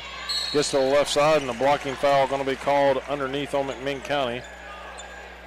That was the signal they gave at least, and that one's going to be on Clark. Her 3rd, team 3rd. And Tyler was kind of looking back through during a little bit of a break there between calls, but the first free throw does somehow look like it was going to roll off to the left. It does fall in. But nonetheless, the game had been back and forth like 1 to 2 points, and Meigs kind of broke it open after both free throws are good. Yeah, and like any good announcer, I was completely wrong there. I thought, the first 3 minutes of the second half would be an important, time part of this game, and the Lady Cherokees did good there, but it was the last 3 minutes that kind of got to them there. And again, when you're only playing 6 players, that stamina, it's just, especially early in the year, we can see his tired legs. It's backed off of Clark there. Sliger inside, put back no good, gets her on board. Now Sliger gets another opportunity. 10-point game, 42-32. 7 minutes to play. Here's McCone in the front court. Gets it on the baseline to Brown. Brown low dribble, keeping it away from McMinn County. Under 7 we go. Here's King on a drive. Layup on the right side. And as much as King has touched the ball, that's only her 4th point. Yeah. And she's only scored here in the 4th quarter. And, you think she'd be one that would do a lot of her damage kind of around the rim, but caught the ball there at the 3-point line and was just straight line drive, able to go past the Lady Cherokees for the layup. Here's Sliger on the baseline, off the glass. Too strong on the backside, and she's going to pick up another foul on the backside rebound. Just a little bit of frustration foul right there. 4th on her and the team. Trentham will enter and Sliger back out. Yeah, so this what would be the smallest of the lineups the Lady Cherokees have played here tonight with Sliger going back to the bench. Schomburg gets the inbounds far side, lobs it over her head to Crans. Crans now a quick touch pass to Brown, and that's just textbook beating a press down the floor. 15 points for Brown. 14-point lead, the largest of the game. And the timeout, I believe that leaves the Lady Cherokees with only 1, if I'm correct. Lady Cherokees will take it. So a timeout on the court. They trail 46-32 with 6:16 to play. Let's take 30 seconds of it. 30-second timeout, and we'll be back.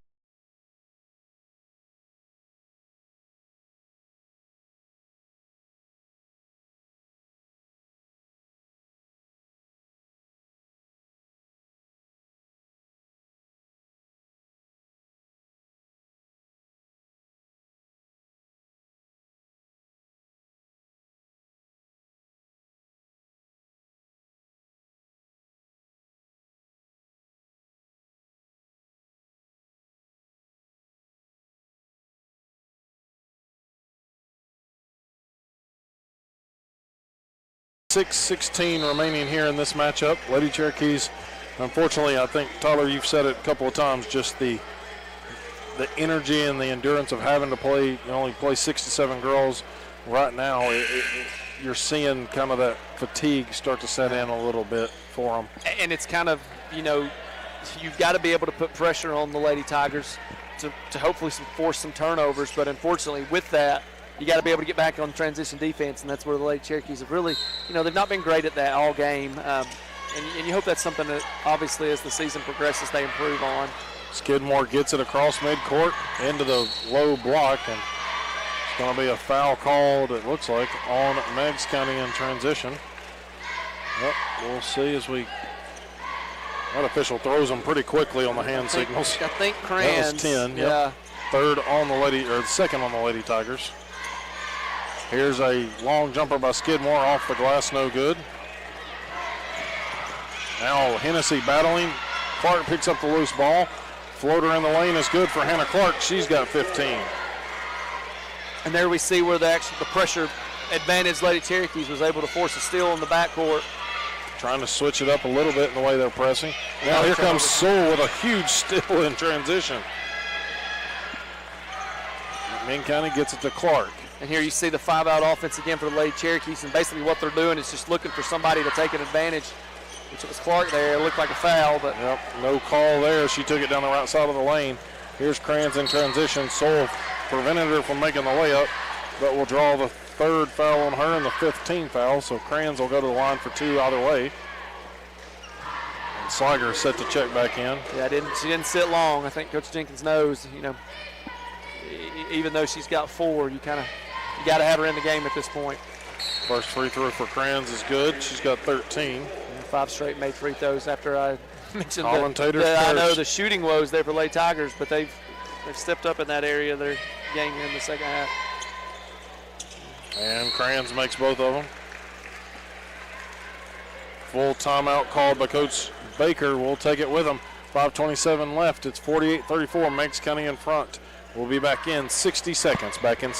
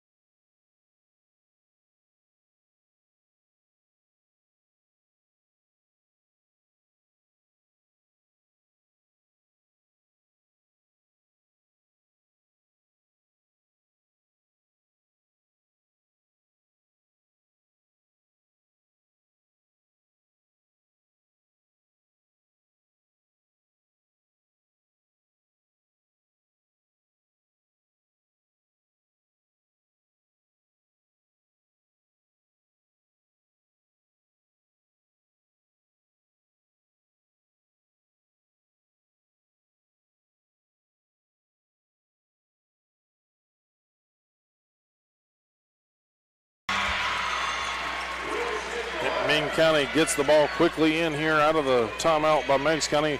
They get it to Lily Sliger, Lily Skidmore, that drills a 3 from the far wing. I believe they called that a long 2. Long Jared, 2, unfortunately, long 2. yeah. Okay. Mm-hmm. So good correction there. Now a foul or out of bounds underneath off of Meigs County. So long 2 puts McMinn County to within 12 again. Now a turnover by Meigs County will give them another chance to go back-to-back. Skidmore, looked to shot it, but instead passes it up to Sewell. Sewell backing her to Schomburg all the way in. Sewell high off the glass on the left side is good with the left hand. She's got 13. McMinn County not going away. It's a 10-point game. Meigs County gets it into Brown. Sliger with 4 fouls trying to play straight up. Got a push underneath, it looks like, on McMinn County's Hennessy. I think Sliger turned around very quickly to make sure it wasn't on her. We were shielded. I didn't even see Avon underneath there. We just saw Lily and Brown, but I guess Avon slipped underneath there. So Brown will step to the line. She misses the first one here. Score of interest update due to cross-county counterpart, but also a district of rival, and Walker Valley is over at McMinn Central Girls matchup, it's 66-23. Chargerettes in front there, so a score of interest as Brown does make the second one, 16 points for her. 38-49. 4:30 to play here in the fourth and final quarter. Guys game coming up after this one, of course. Here's Sewell bringing it across the time stripe. Crosses to the right, now to the left. Kicks out, Trenum for an open three. That one just short. Tried to chase her own rebound, but Meigs County cuts that off quickly. Now wide open, McCone layup. Missed it. Had an easy bunny layup and missed it. Now Hennessy up the floor to Sewell. Sewell goes flying in. Thought she was going to draw the contact and had to make an awkward step and couldn't do it. Yeah, I think kind of seeking out the foul there, and unfortunately didn't get the whistle. So under 4 we go. Here's Kranz. Pulls up from just outside the lane. Knocks down a baseline jumper. She's tied her counterpart in Brown for leading scorer for both teams. 3:45, and it's now a 13-point lead. 51-38. Maine County was Clark out front. Sends it over to Sewell. Quick shot from Sewell. Just glances off the front of the rim. Good open look once again. Now Sewell recovers defensively. Slaps it away. Her and Hennessy connect for the steal. Hennessy brings it up the court and gets bumped by Schomburg. Her third, team third. Yeah, that last three there by Mia on the corner before the pass made it to her. I looked over there and she kind of had her hands on her knees and that kind of same posture right now. And you can just tell these girls have played hard, but it's hard to play a high school basketball game. When you're 5-6 girls are only getting to play. So, and the shot hit the front of the rim, kind of indicating tired legs. 5-second call. Well, they gave us the timeout. Okay, timeout called by McMinn County. So their final timeout taken here. 3:21 remaining. We'll take 30 seconds of it. McMinn County trailing 51-38. Back in 30 seconds.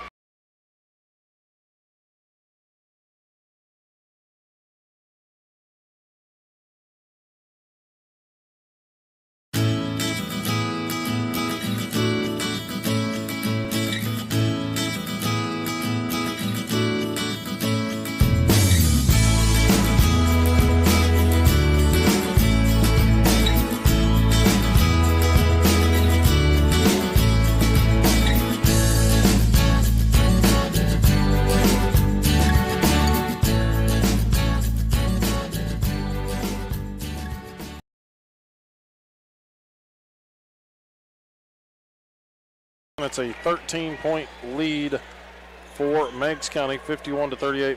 McMinn County having trouble getting that one in and had to call that timeout. Now Sewell with it. Sewell inside the arc, spins into the lane, floater short. And Sewell trying to put the team on her back right there, working it inside, taking a tough shot. McCone with it. Now out front they go to Schomburg. Meigs County, I'm surprised they've not just tried to run some four corners and bleed some clock without the shot clock in the high school game, of course. Yeah. We're hoping that's on its way. But here's a little scoop and score by Schomburg. Caught it in the lane and just makes one little move without even needing a dribble. Puts it at 15-point disadvantage for McMinn County, largest of the game. The Lady Tigers, they've been this full court man-to-man pretty much. There's not, they're not trapping out of it. Basically, they're just defending full court. Been doing it all games. Which wears you down even more. Because you got to be on alert every catch. Sewell thought about the shot. Schomburg closed out on her pretty quickly. Here's Skidmore. Quick crossover, got free. Trying to bounce it out to Clark. And it's going to be a turnover by McMinn County here. Right idea, just Clark had shifted to kind of fill the gap by Skidmore instead of, I think Lily thought she was coming to the corner with her. Yeah, and I think that's when Lily kind of had a step. Maybe she could have taken another dribble and turned the corner and got to the rim there, but nonetheless, turnover for the Lady Cherokees. Trenum going to guard McCone in the backcourt. McCone gets it to the left side. Here's King, drive and dish out to Kranz for an open three. Karam's off, good turnaround box out there by Trenum. Allows Clark to pick it up. Clark gets to the baseline and hopefully that ankle is okay. Yeah, kind of rolled it there. Let's see. Flash of an ankle turn happening, but luckily responded very well. This foul is going to be on King, her third, team fourth. And so Clark will step the line, 2:04 to play, 53-38. McMinn County has had a couple of leads in this game, but ever since about the 4:40 or the 4-minute mark of the third quarter, it's been all Meigs County in control as they started rattling off multiple scores. Straight scores went on a 10-0 run by McMinn County, or a 9-0 run by Meigs County, correction. First free throw for Clark is good. Second one good as well. Back to a 13-point game. Quickly up the court. Meigs County gets it to Crans. She misses the layup. Ball's on the ground. Coming away with it is going to be King. I don't know how she got it out of there with all the guards from McMinn County. Crans loses the handle, goes between her legs and out of bounds on a big cross-court pass. And so McMinn County still not going. I know it's 150 and you got a 13-point disadvantage to overcome, but McMinn County battling down to the wire. Yeah, they are, and I don't think these girls are going to quit. It's not within their DNA of their coach, and I'm sure it's bled into them as well. Here's Skidmore, nice little drive and a little hook shot across the lane. She's got 5. Yeah, and the adjustment there on that possession, similar to the last one, that one Lily decides just to keep going instead of kick it out and was rewarded with the 2 there. Here's Crans. Now you start seeing some clock being ran by Meigs County, 53-42. See if Lady Cherokee send a double team here to try to get a steal. Inside, shot off the mark. Trenum pulls down the rebound. Hotly contested on that far block. Here's Trenum. 1:09 to go. Clark going to pop the 3 from the near corner and just too strong. One thing we've seen McMinn County, if they're not right on the money, is Sewell gets a steal in the backcourt. It's either well short off the front of the rim or well long as Skidmore. Skidmore seems to be the answer right now. She's got 7.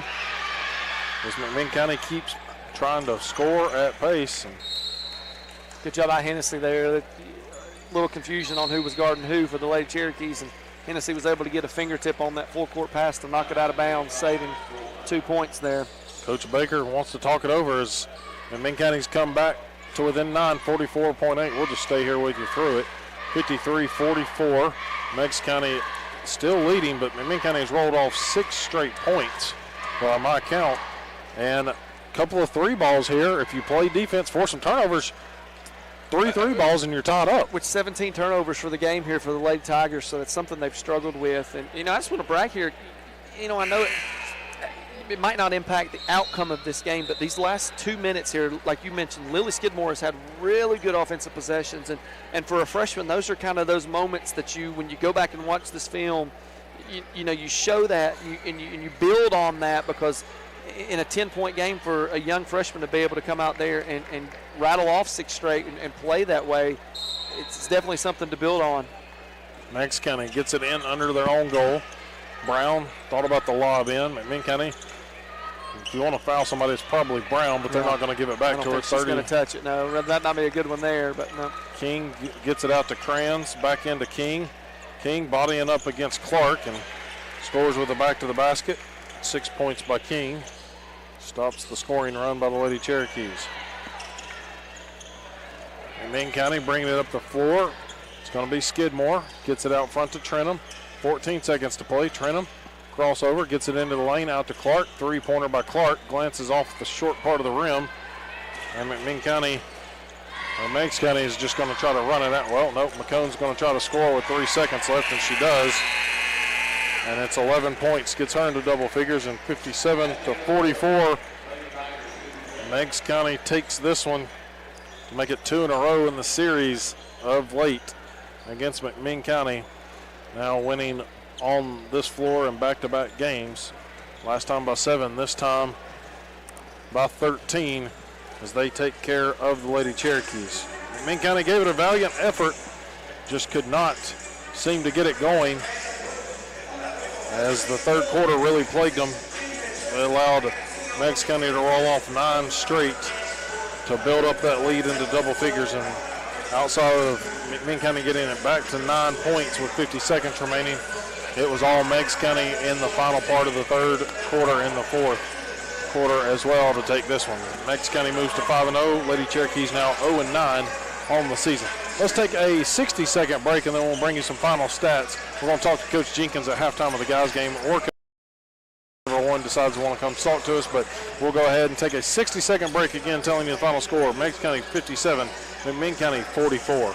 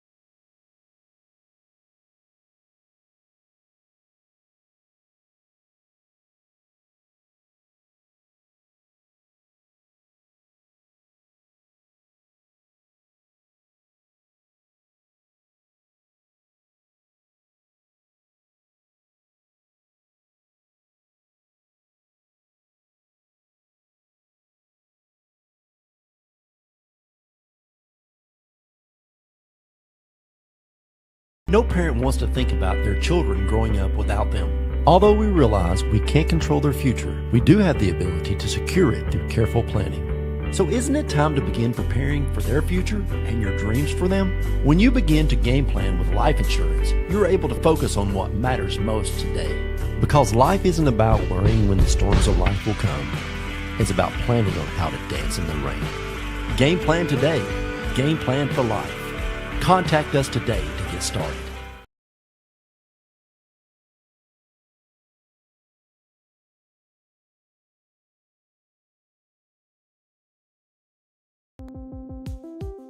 Introducing the brand new app for McMinn County Schools on Android and iPhone. It's everything McMinn Schools in your pocket. This is the home screen.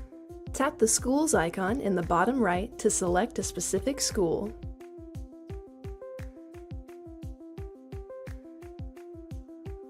Tap the 3 horizontal lines in the bottom left to see all the menu items. To turn on push notifications, tap Settings and select Turn on Notifications. The Events section shows a list of events throughout the school. You can use this button to add an event to your calendar, or tap here to share the event with friends and family. The feed is where you'll find updates from administration about what's going on throughout the school, whether that's celebrating a student's success or reminding you about an upcoming deadline. Search McMinn County Schools in the App Store or Play Store to explore the app for yourself. It's everything McMinn Schools in your pocket. First win just in their most recent game against Sell Creek, as I'm trying to find the papers. They give us a bigger table. I just got more room to spread out papers here. But they come off a big win, and they had a big double-double game from Gavin Malone, who will be a big piece of their offense, and they're hoping he can catch the rhythm.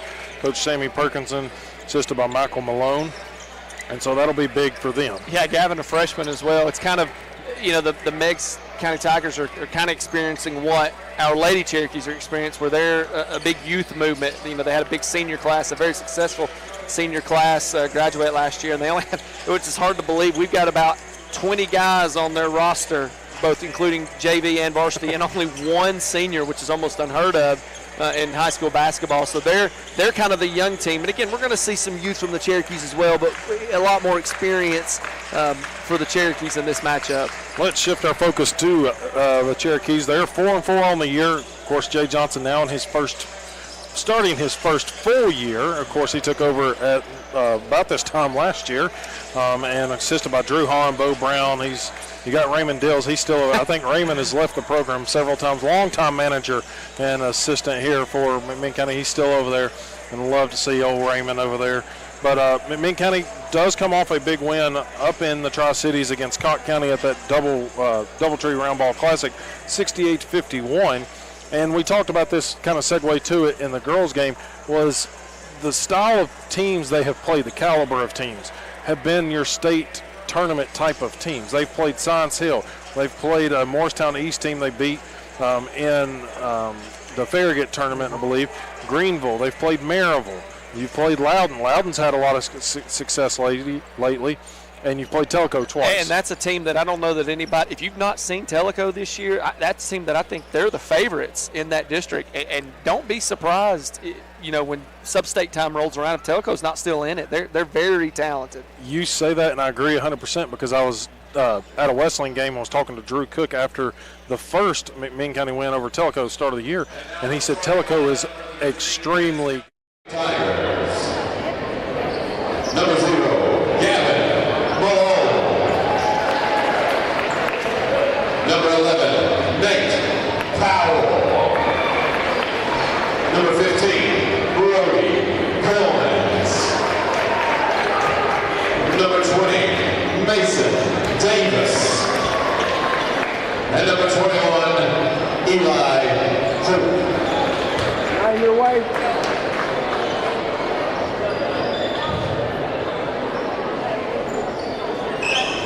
Ladies and gentlemen, tonight's presentation is brought to you by Southeast Complete.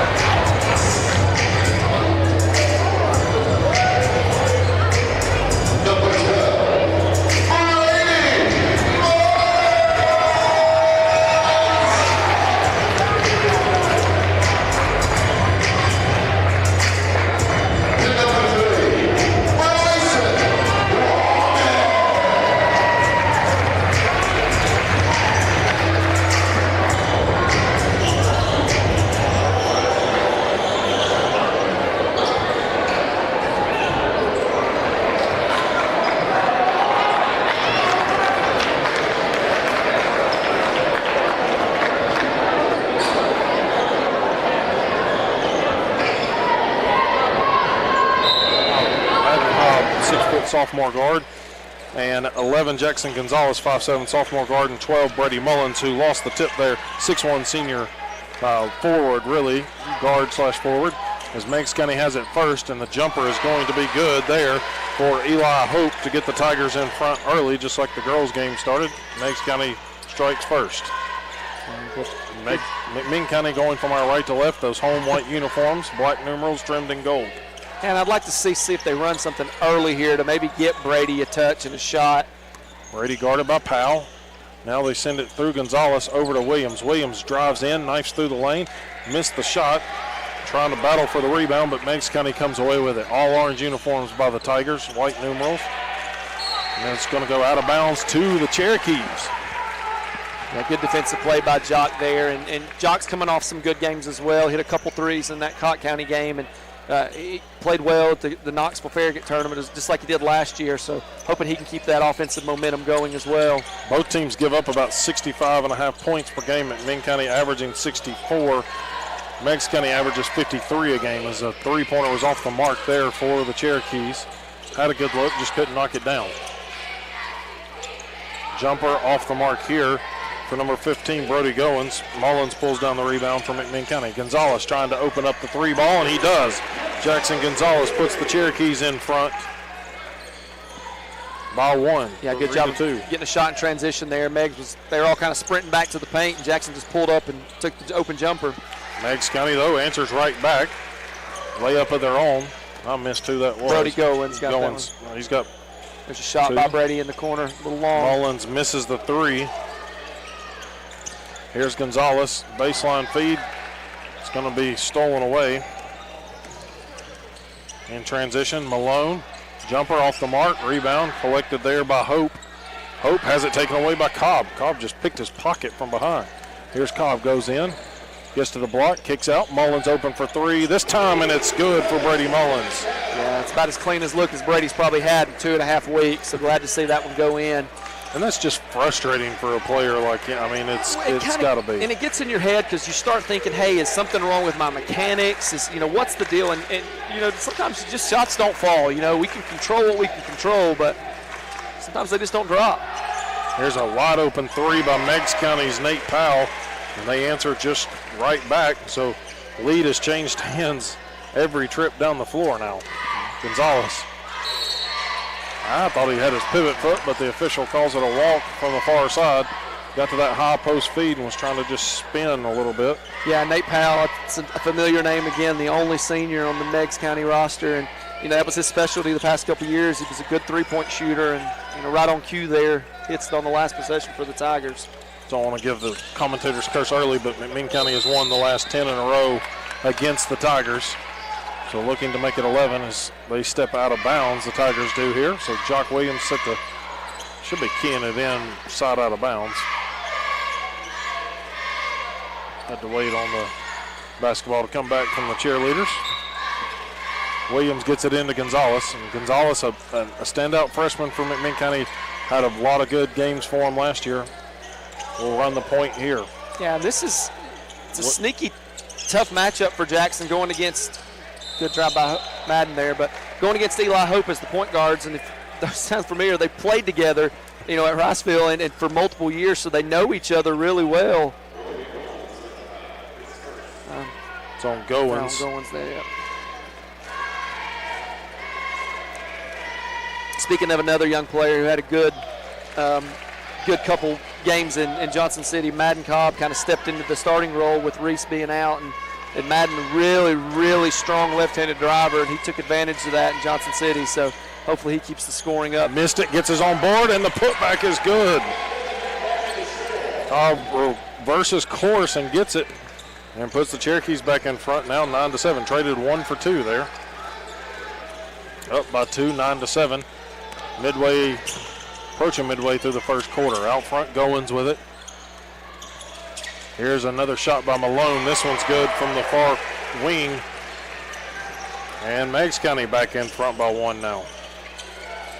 Mullins, Gonzalez out front. Head fake on the shot. Womack flashed across the low post. Now Cobb's going to back it up.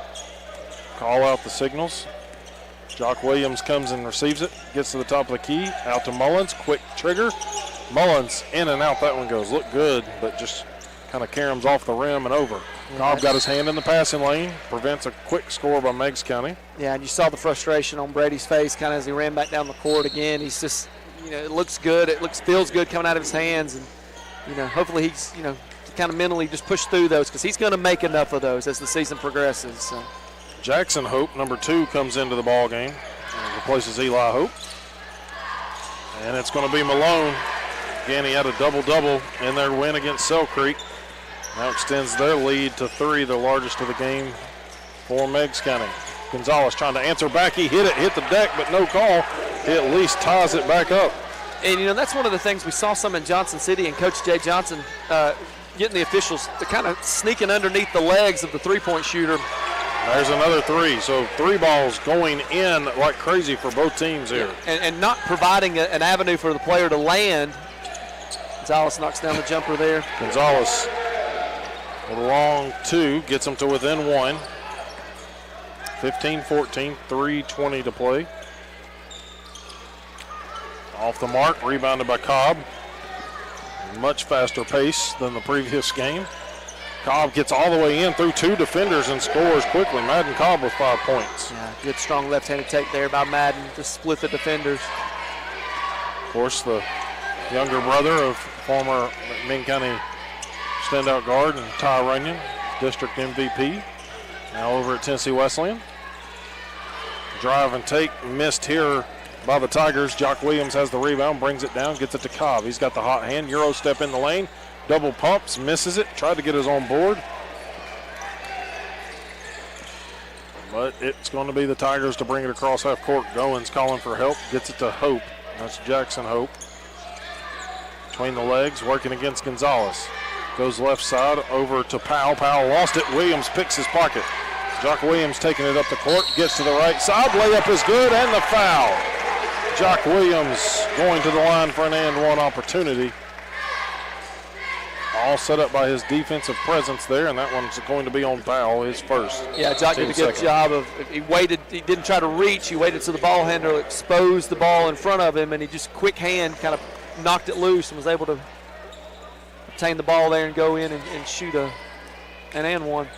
So Williams is at the line. McMinn County gets Bo Harbin, the junior guard, in, number 13. Williams missed it, ball tipped out. Williams has it. Blocked inside. Also get Bryce Mullins into the ball game. Harbin gets back, transition defense, and that was not a foul, but the baseline official called it. Let's see if he calls it on Gonzalez or Harbin. That's going to be on Bo Harbin, his first, team first. Bryce Mullins, number 15, sophomore guard, checking in as well. Inbounds comes to the Tigers, and that was I thought it was a 2, but it's rolled a 3 by Mason Davis. And so we're knotted back up at 18 apiece. Mullins and Brady answers right back with another 3. 3 balls going in like crazy. As McMinn County back in front by 3. Yeah, McMinn 4 for 7 from the three-point line, and Meigs 4 for 5. So. Travel in the backcourt by the Tigers. That full court pressure. McMinn, a very lengthy, athletic team in your face, and so that full court pressure creates a lot of turnovers for some teams. And there's a freshman there making that mistake, and I think that's where, McMinn's going to have to kind of capitalize with some of the youth of Meigs, is putting that full court pressure and hoping they get some turnovers or some bad passes there. Here is Harbin out front. Gets it to Bryce Mullins. He'll take the 3 in front of 2 defenders. Missed it. It was a good look. His defenders were closing out on him, but Gonzalez.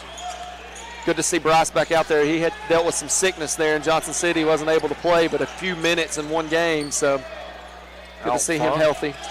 Blue armor, and jumper missed there by Davis. Here comes Gonzalez off the rebound from Mullins. Back out to Mullins. Quick pull. Top of the key. Knew he missed it, but he about rattled it home. Now McMinn County is going to commit the foul. In frustration maybe a little bit, but that one's going to be on Bryce. His first, team second. Yeah, Brady almost got the carom there. He right when he released it, he went to follow his rebound, and it almost had the double bounce off the rim and went in for him. But it's one of those you saw him follow it as soon as he shot it. Minute 7 to go, 21-18. McMinn County in front by 3. Neither team is led by more than that. The lead has kind of changed hands for the first 4 minutes of the ball game. McMinn County, though, with it now. Here's a drive and a take, another defensive rebound by Brady. Here's Gonzalez in transition, looking for help, and they're going to say he traveled. Second turnover by Jackson Gonzalez. Yeah, and both of those, he's coming to a jump stop, and it's the same official that's called it. And maybe he's dragging his pivot foot, but there's no argument from Coach Johnson there. But from our vantage point across the court, it looked clean. Yeah. I saw the ref talking to him there, so maybe he's explaining exactly what he's doing. Armour got it into the backcourt to Hope. Now Armour with it up the far side. It's going to be Mason Davis. Skip pass, they bring it near side. Goins for the 3 in the near corner. Missed it, chases his own rebound. Put back for Goins is good. McMinn County just did not box out anybody there. No, and that's when Brady challenged the shot. And unfortunately, when he did, it hit the front of the rim and bounced right back to the shooter. Brady kind of jumped through there, which is what you're taught to do because you don't want to foul the shooter. So just never foul a break. Right, shooter. Exactly, yeah. 10 seconds to go. McMinn County is going to try to take the last shot. Mullins takes the 3, knew he missed it again, went to chase it. Davis gets the rebound. Meigs County going to heave one at the buzzer and banks it home. Jackson Hope banks home the 3-pointer to give Meigs County the first quarter lead, 23-21. So that one was a fine change right there, momentum at the end of it. And so at the end of the first, Meigs County up 23 to McMinn County's 21. We'll be back in 60 seconds from McMinn County. Back in 60.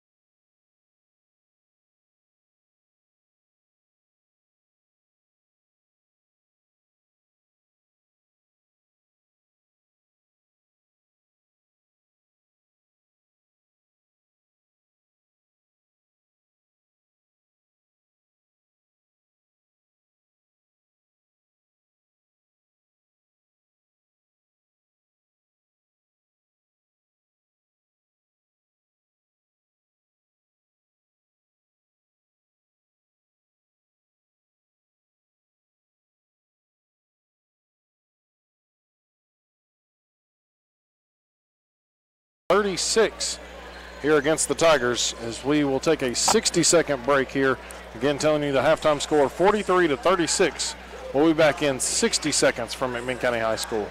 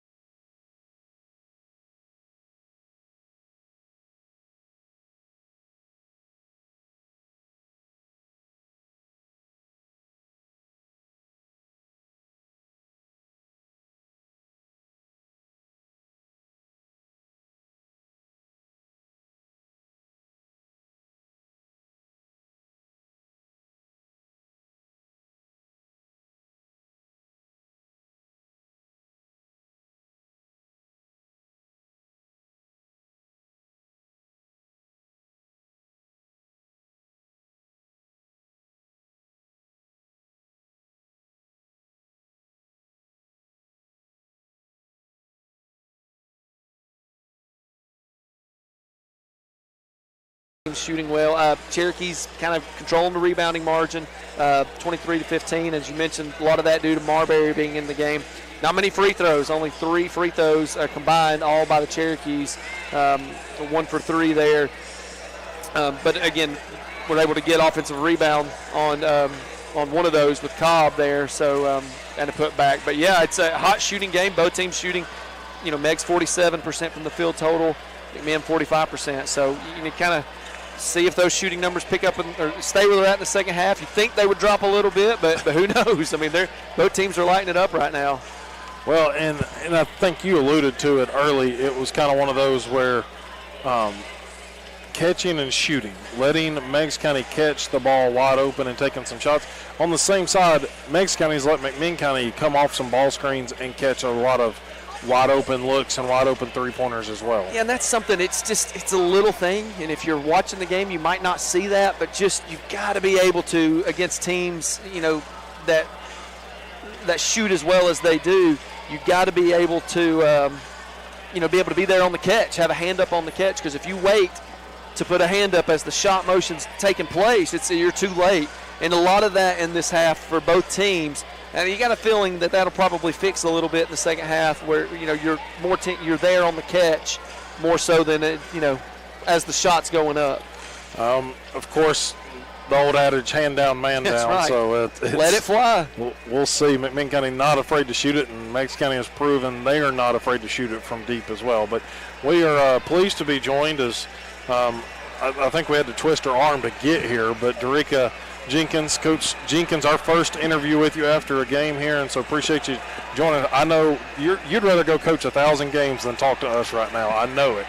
But That's nonetheless, unfortunately, just it seemed to be a tough battle for you all. And, of course, a little bit more depth for Meigs County versus you all on the McMinn County side. But nonetheless, your girls never gave up the fight, even down the stretch, even though you lose 57-44 here at home. So just your thoughts on the game in general. I thought we played hard from the jump. that tonight's energy from the jump was better than I've seen in our previous games. So yeah, they played hard. They were ready. And I mean, they left it all on the floor. And like you said, Meigs, they have depth. Tyler and I talked about this during the game, but recent article in the DPA after one of y'all's games talked about how if you can ever get all of you all clicking at the right time, do you feel like you're a little bit closer after tonight's game, or how much closer do you feel like you are? Oh, I feel like we're a lot closer. I just got to get us in shape now. And that's one thing we noticed. And you played 6 girls, and I know as a coach you'd love to play more. You would. And you're hoping that some of these other younger girls can break into that rotation. And we kind of saw, especially there, kind of as the third quarter was kind of winding down and Meigs was able to build the lead, some shots were going short, hitting the front of the rim, giving up some points in defensive transition. And the good thing about a coach is, like you said, as we get better in shape, those are fixable things. Yes. So that's obviously something you got to be excited about. Rika, kind of talk to us a little bit about, kind of your emotions. How did it feel, kind of getting that first game, against the team that you coached for many years, and I'm sure you poured into a lot of those girls. So. I was extremely excited from the jump. Coming into tonight, everybody kept asking, how do you feel? How do you feel? And I'm like any other game, I'm ready to play. So it was different. It was different coaching against Bryson because, like you said, the past 3 years we've been on each other's side. But he's a great coach. And those girls, I knew they were going to come in here and play hard. I was just trying to match their intensity. Well, we joked at one point because it's late in the game and it's kind of looking out ahead. And Bryson's upset because I think we had 6 girls on the floor at the same time. And he's getting mad about the official. I'm like, man, just let it go. But I even made the comment. I said, Coach Jenkins would say the same exact thing if the shoe was on the other foot. So talk to us a little bit about some of the play. Hannah Clark led your team with 17 tonight. Mia Sewell, 3 ball was going down well for them.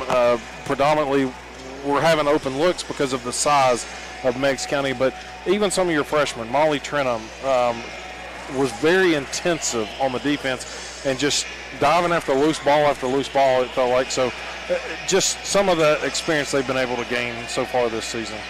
Well, I'll be honest with you. I've been stressing that. I want every 50-50 ball.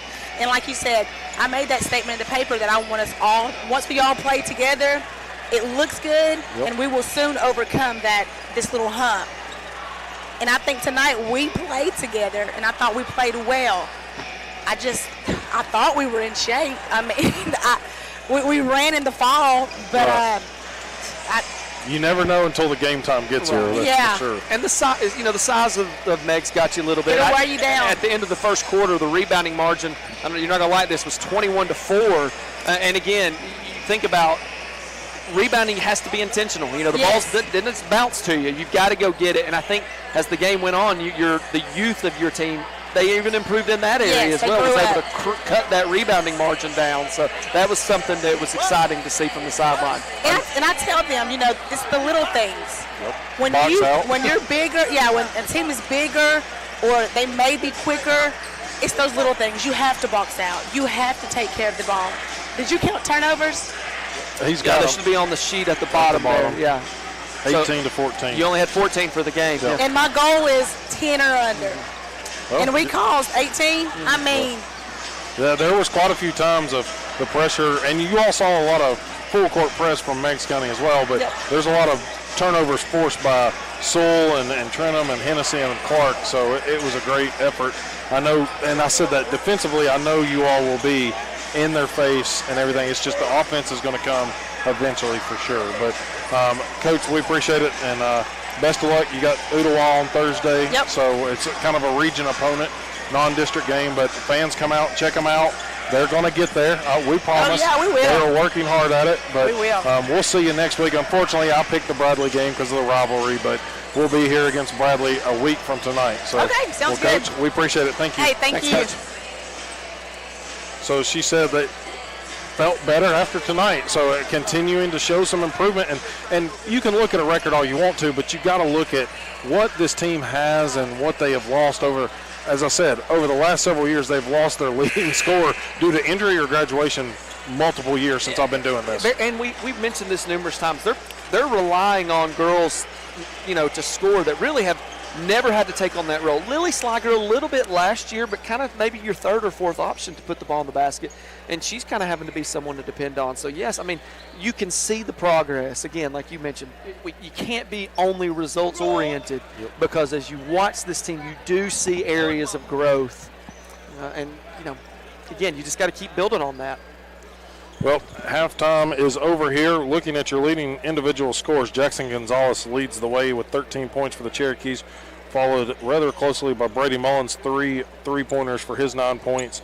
Madden Cobb with 7, along with Jock Williams. 4 points for Jordan Marbury, and 3 points for Dax Pennington. On the other side, for the Tigers, it's 10 points by Gavin Malone and 9 points by Mason Davis. Will be the Tigers' ball out of the halftime break. They'll move from our right to our left here at McMinn County High School. Again, Jared Wright, Tyler Salzman here, WJSQ. Mullins picks the pocket of Davis, going to pick it up. He's got a one-on-one break. Mullins takes it up and gets fouled on the shot. Gonzalez there quickly to recover and try to at least get the putback, but the whistle helped bail that one out. So the first on Davis, team first. First defensive possession there, you see Mason Davis, a kid who's hit a couple threes. He's a good 8 feet behind the three-point line, and Brady's still up in him. And, again, that's probably an emphasis is, hey, we're not giving him any space. And a good job by Mullins there to kind of poke that ball away. Missed the first free throw, though. First trip at the line for Mullins. I think only 2 other Cherokees at the line tonight so far. Mullins knew he made that one. As much as he's walked off of the three-point line to go rebound, this one he just drifted back. 8-point lead, largest of the game for McMinn County, really for either team. Here's a drive by Goins, a little shovel pass out to Malone. Malone might have got away with a carry, but Cobb comes away with a steal and gets it. Got to give Brady the credit for the steal a minute ago.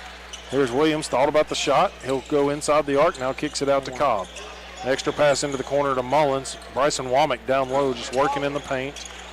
Here's Williams, a 3 from the far side. Mullins, good backside rebound, puts it up. That long athletic reach of Brady Mullins allowed him to make that shot from underneath the goal. Yeah, and I love to see that there. Brady getting that rebound and you know, again, not known for really out his inside game, but took it straight up there with a good strong move. Gonzalez going to pick up his first foul on the far sideline in front of the Meigs County bench. Interesting, couldn't really catch it, but Jackson came over and was talking to Tank Montgomery, one of the officials, and had a question for him. So didn't get a chance to eavesdrop on what that question was, but maybe about how his walks have been called.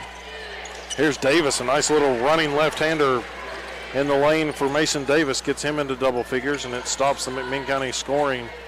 Gonzalez just inside the arc at the free throw line, answers quickly right back to put it back in front by 10. Almost another turnover there by Meigs. And again, you can tell just the difference in the defensive intensity a little bit here. Meigs looks a little bit rattled. You know, 3 turnovers already, or 2 turnovers and a third almost turnover there early in this third quarter. And the way we talked about record, McMinn County 4-4, those 4 losses are against outstanding teams. Meigs County 1-3 on the season is not where they thought they would be, but the way they have played this first part of this game, they do not look like a 1-3 team. No. Sure. And again, a team like Meigs, a lot of it depends on kind of how they shoot each game, because obviously that's their intent. They're going to come out and let it fly. Live by the 3, die by the 3. They attempted 16 in the first half, 16 out of their 30 shot attempts from the three-point line. So Cobb picks up the foul. Backcourt there.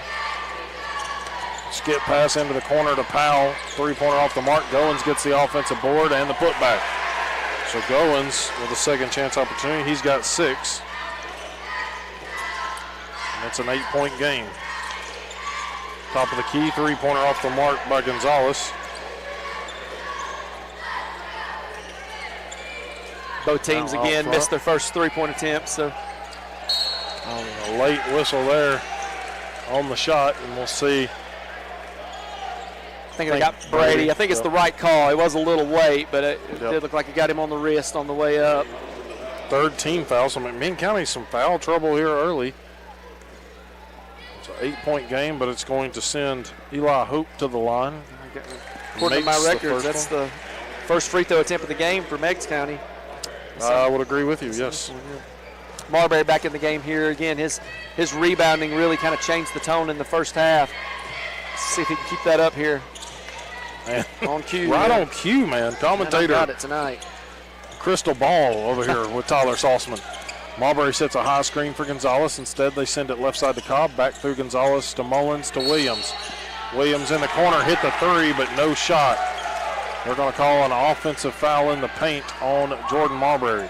Yeah, his second, team fourth. And he was working hard there, but he kind of got that off arm hooked around the Meigs defender, and they got him with a kind of a hook. Something we saw in the girls' game that never got called for Meigs County. But McMinn gets that infraction, his second on Jordan, fourth on the team. And Womack going back to the scores table, so it might be a short stint for Marbury. Close to picking up his third. Out front, Powell sends it left or right side to Malone. Malone looking around, gets it to Goins, a little head fake, shuffled the feet, no call. 15-foot line, he'll get the foul on the shot as he fades away. This one's going to be on Cobb. Yep, it's going to be the second on Cobb. So McMinn County already at 5 fouls, and we are just a little under 3 minutes into this third quarter. And they're fouls. I mean, there's not much you can argue about that.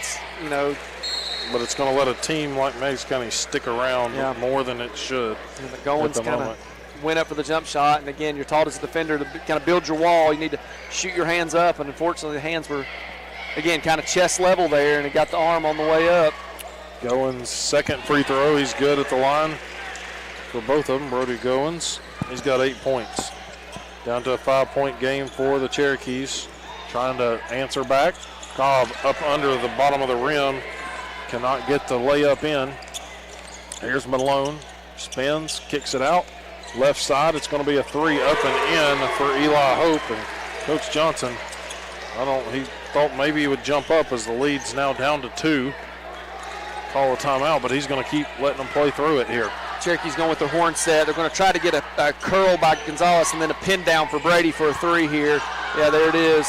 Brady, top of the key. 3-pointer in and out. You called it. It was a good look. Just cannot get that one to drop. Here's Eli Hope. Kicks it over to Goins. Goins takes a 3 at the top. Missed it. That was a forced quick shot there. But McMinn County will take that one. Mullins pops this one. This one off to the left side.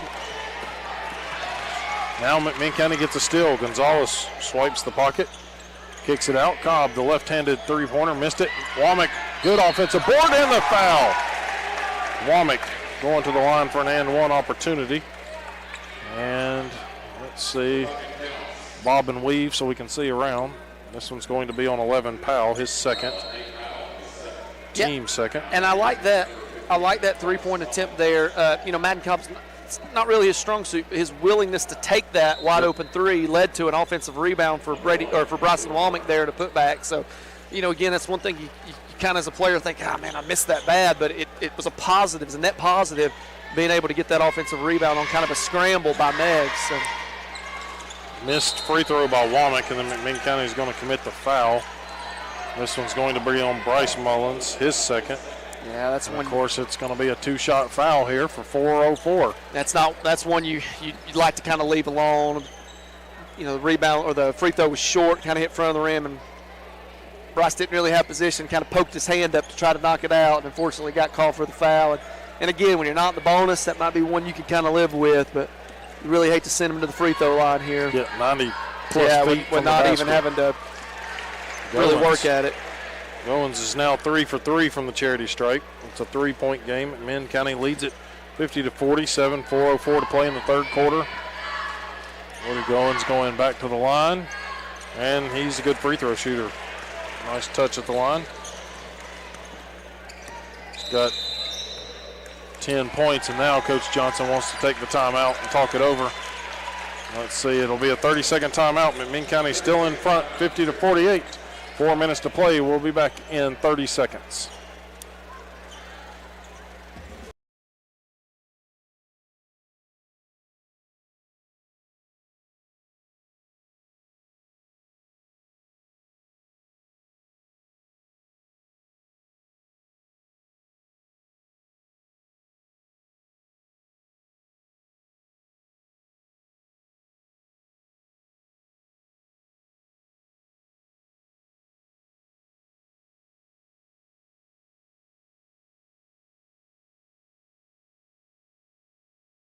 Athens, Tennessee. Jared Wright, Tyler Saltzman, courtside, McMinn County High School Gymnasium.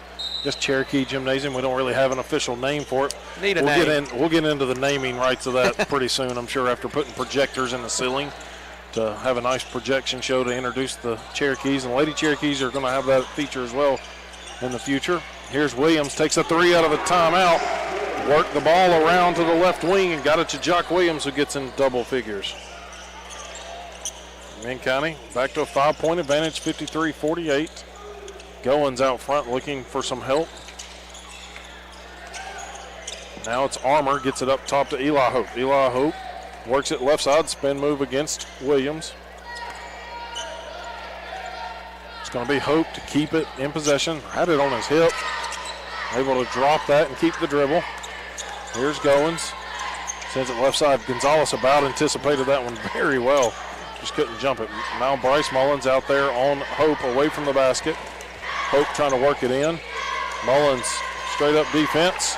And it's Brady Mullins on the backside, collects his 7th board unofficially. That was a great defensive possession from the Cherokees. Everything Meigs was doing there was a good and stop there. The man on the other end, Brady Mullins gets to 15 points. But everything Meigs was doing there was about 25 feet away from the basket. You know, men's extended their pressure, kind of keeping them from being able to toe up on the three-point line. Baseline drive here by Malone, gets stuck. Womack, good straight up defense by Bryson Womack. He's a tough character to move underneath. And a little running floater in the lane here by Armour. Draws the foul on the and one. I didn't see Bryce. I think Bryce got him again. That's his 3rd. Of course, the team well over the bonus anyway. So it's back to a 6-point game now. 2:27 as Armour makes it the and one. 2:27 to go in the 3rd quarter. Three-pointer up by Mullins, short. Bryce Mullins gets a rebound. Good job right there by Jock. I mean, he had a little bit of a gap and he could have let that shot fly, but I think good to kind of be patient. They've got 2 great looks the last possession, so see if they'll run some clock here and get another good one. Jock drives down the left side of the lane, and he's got the foul called. I think Meigs County's Goins pleading the case for maybe a straight-up call, but the official easily made that one against Goins, only his 2nd, team 3rd. Yeah, I don't know that official's name, but he's not let a whole lot of contact go underneath in the paint, so he's pretty much called everything down there. Williams misses the front of the 2-shot foul. So free throw, I've got McMinn County with 5 missed free throws. I don't know if that's... Yeah, that's correct. That's what I have. So Williams' 2nd one is good. Jock at 11 points. 6-point game once again. Under 2 we go in the 3rd quarter. McMinn County trying to make it 2 wins in a row and 11 wins in a row against the Tigers. Minute 45 to go. Goins with it, right wing, far corner. Jackson Hope trying to drive in against Williams. Pulls up 15-footer, no good. Williams collects the defensive board. Williams cut off there by Davis, and it looks like Meigs County just trying to help out from anybody driving in the lane. Now Womack, nice little drive across the paint, kick to Bryce Mullins, and 3-pointer off the mark, but Bryson Womack gets the rebound. Finds Williams. Williams floater from the left side is good. Another good second chance opportunity by McMinn County. Yeah, and again, it's another great decision by Bryson Womack. Got that backside rebound, and he kind of could have easily taken a contested shot, but he kicked it back out, and then Jock attacked the closeout for a pretty clear path layup. 59-51, under 60 seconds to go in the 3rd. McMinn County in front. 3-pointer by Goins off the mark. That's over the back. Yep, there we go. Armour was using Bryce Mullins as a catapult. Dax Pennington going to come back in. He'll give Gonzalez a much-needed breather. So 53.7. McMinn County could really kind of wind this 3rd quarter clock down if they wanted to, but that's not the way they're going to operate. Yeah, and I don't really like that. I kind of thought about the philosophy behind that. You know, I'd rather have a good shot with 30 seconds left in the corner than to kind of run the clock out and end up having to take a contested shot or turn it over. Yep. So, you know, I'm in the mindset of, hey, take a good one if you got it. Don't worry about the time. Especially if your offense has been clicking. Bryson Womack missed it and almost got away with the rebound, but they're going to say over the back on Womack. I think it was just kind of that last second hook right there on him. Just the way he was tied up. He's going to go talk to one of the officials, maybe get an explanation. Just kind of the vantage point the baseline official calls it. Yeah, and Bryson's kind of still working himself back into shape. This is only his third game back. He was out the first couple weeks there with a foot injury, so he's kind of working his way back into shape this season as well. Yeah, the walking boots were a plenty for the McMinn County Cherokees. Yeah, a name we've not mentioned again, Jacob Sharp, a senior on this team that's going to be out for an extended time as well. But that's kind of what we talked about last year. But who this team might be in a month and a half is definitely not what's on the court right now. So they're going to get some big pieces back hopefully sooner rather than later. Love to have Jacob's defensive presence, especially when you get into district play. And even in a game like this where you got a team that's just kind of shooting well, just his intensity, it really can kind of change the tone of the game. Dax Pennington got down in the 5-second call and takes it all the way from the middle of the court and to score on the left side. Good screen set up, and a heave at the buzzer will fall void for the Tigers. So the Cherokees lead it by 8 at the end of the third, 61-53. We'll be back in 60 seconds for the fourth quarter. Back in 60.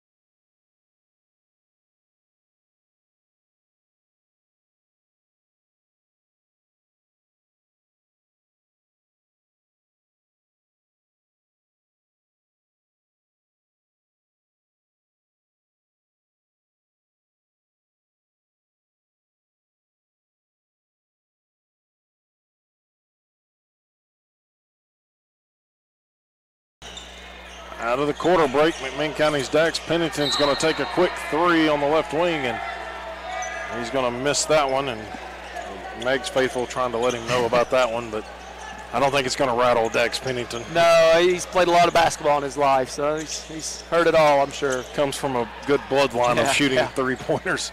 His dad, Andy, still might have the state record. I need to look at that for three-pointers in a game or in a season, but now a foul on McMinn County.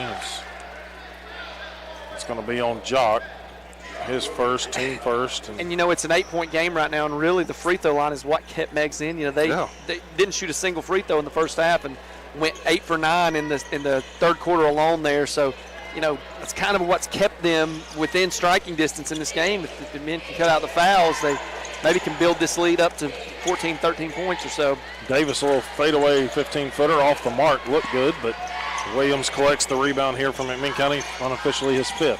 Womack, good seal on the screen. Jock Williams gets the home bounce. 15 points for Jock. He ties Gonzalez and Mullins with 15 apiece. Good pace there by Jock, not over-penetrating, kind of taking what the defense gave him and got the friendly roll. Now Bryce Mullins trying to get the steal, but it's going to go out of bounds off of him, so it'll stay with the Tigers 63-53.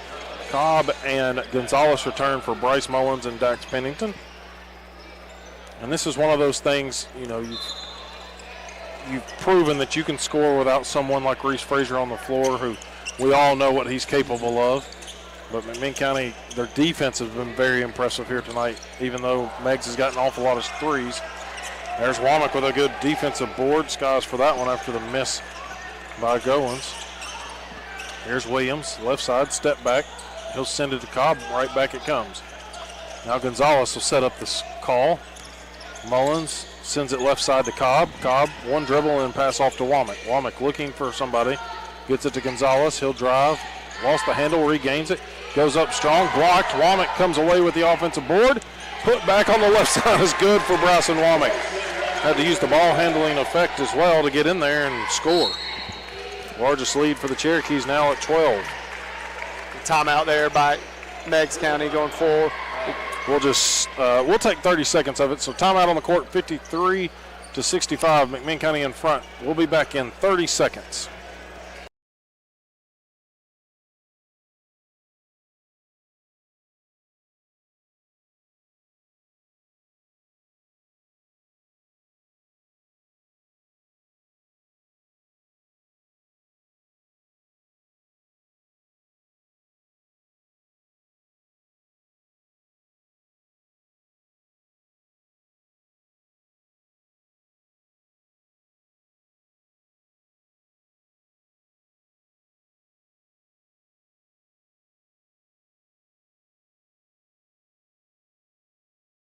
Looking back at this, took the lead 33-31 with 3.5 left in the second quarter, and they have yet to look back.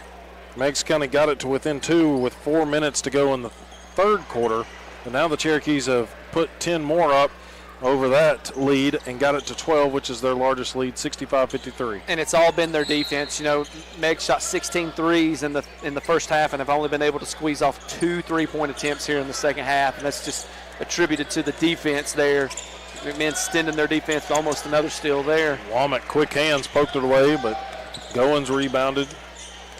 Here's Eli Hope, gets it off to Malone. Malone had set for a little while. Now Malone on a take, missed it. Womack gets the rebound, his 7th unofficially, and Womack has not played a lot of minutes in the first half. Got most of them here in the second.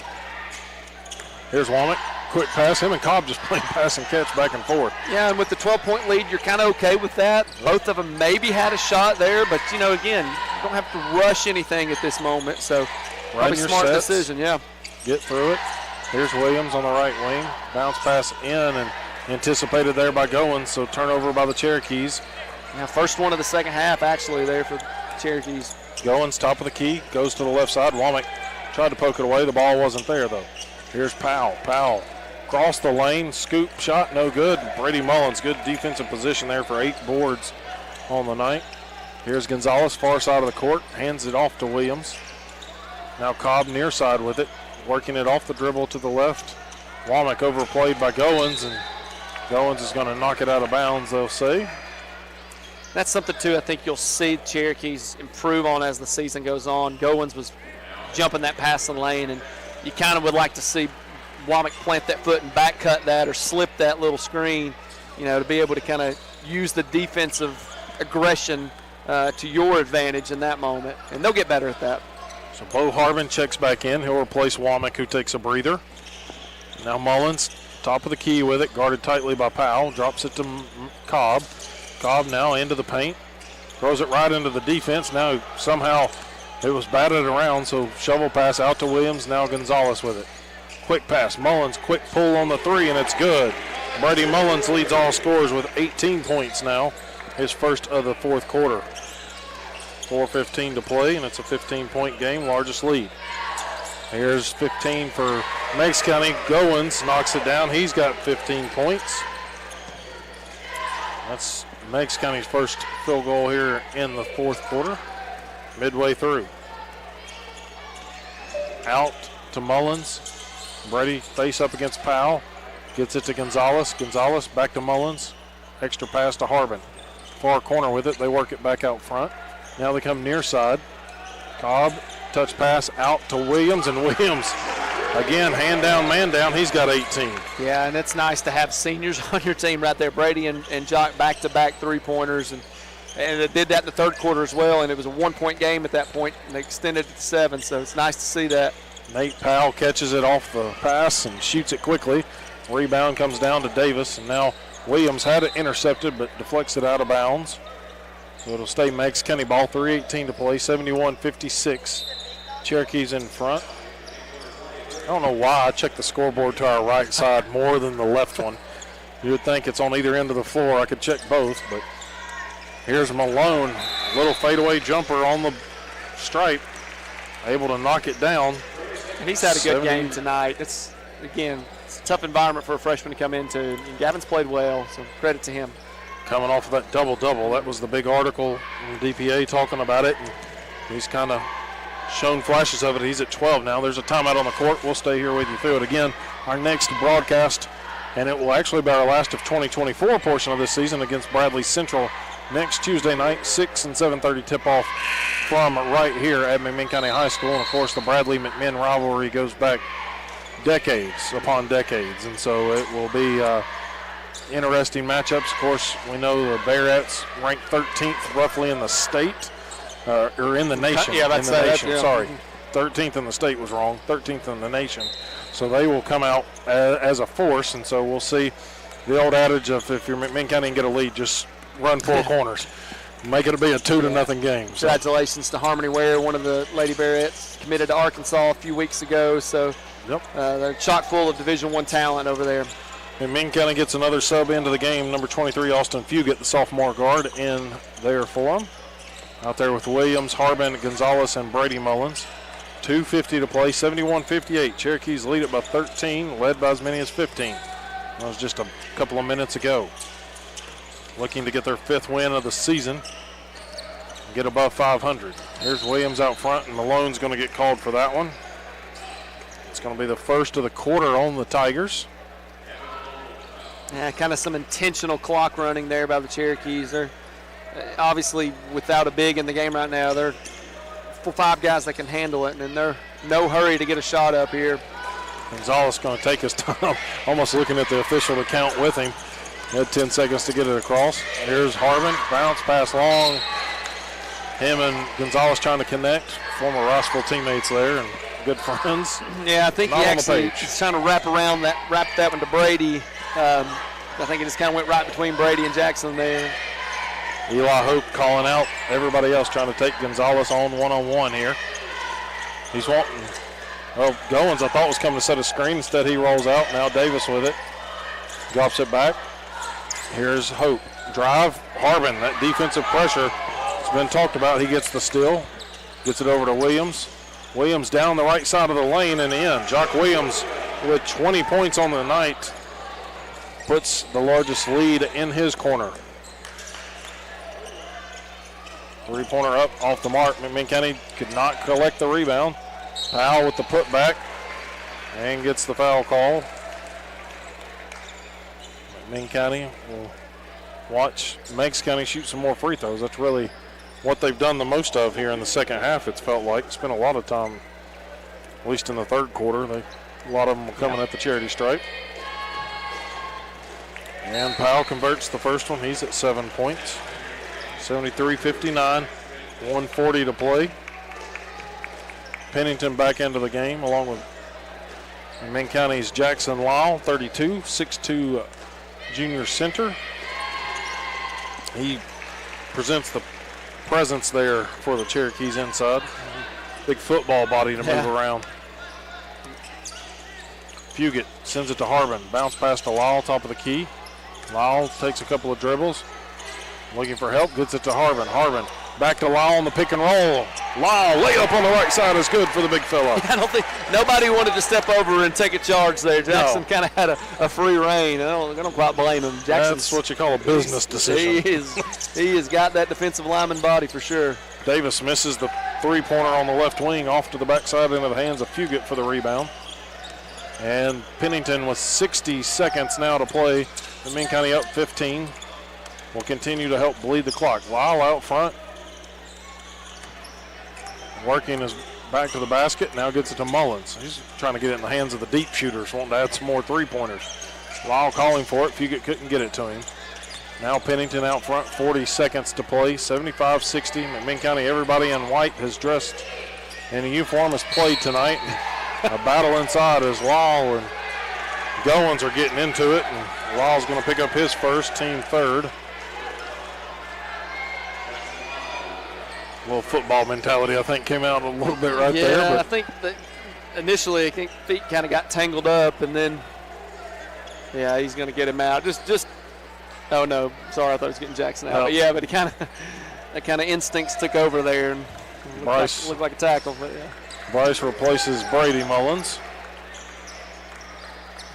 It's always a good night when you can get everybody into the game and contributing in one way or the other. There's Eli Hope, hands it off to Malone.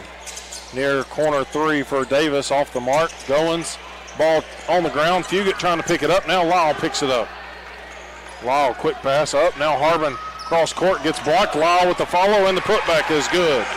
Jackson Lyle with 2 boards and 4 points to go along with it. 77-60. Three-pointer off the mark. Rebound collected there by Harbin, and McMinn County is going to see the largest lead of the game come at the buzzer as they defeat the Meigs County Tigers for the 11th time in a row. The first time this season, 77-60 here at home to prove to 5-4, also 3-0 here on their home floor. Meigs County drops to 1-4, 0-3 on the road. And McMinn County has also now won 2 games in a row in this young season. There's still plenty of basketball to be played. So we're going to take a short break, but again telling you the final score. McMinn County defeats Meigs County 77-60. We'll be back in 2 minutes. Back in 2.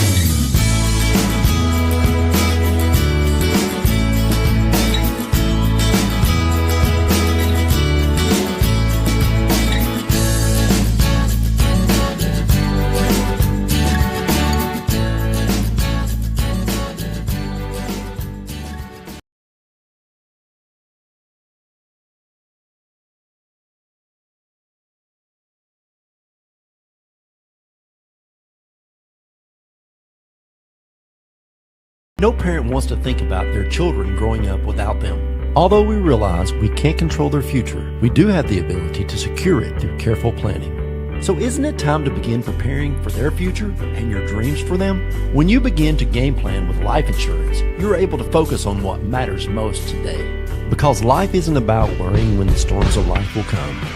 It's about planning on how to dance in the rain. Game plan today. Game plan for life. Contact us today to get started.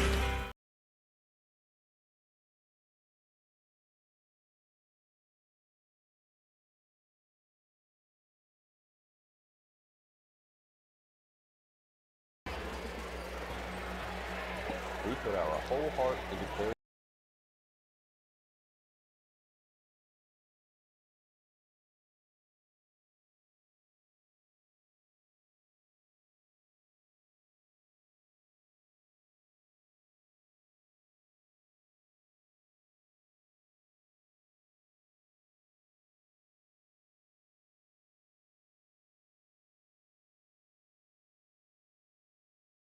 Is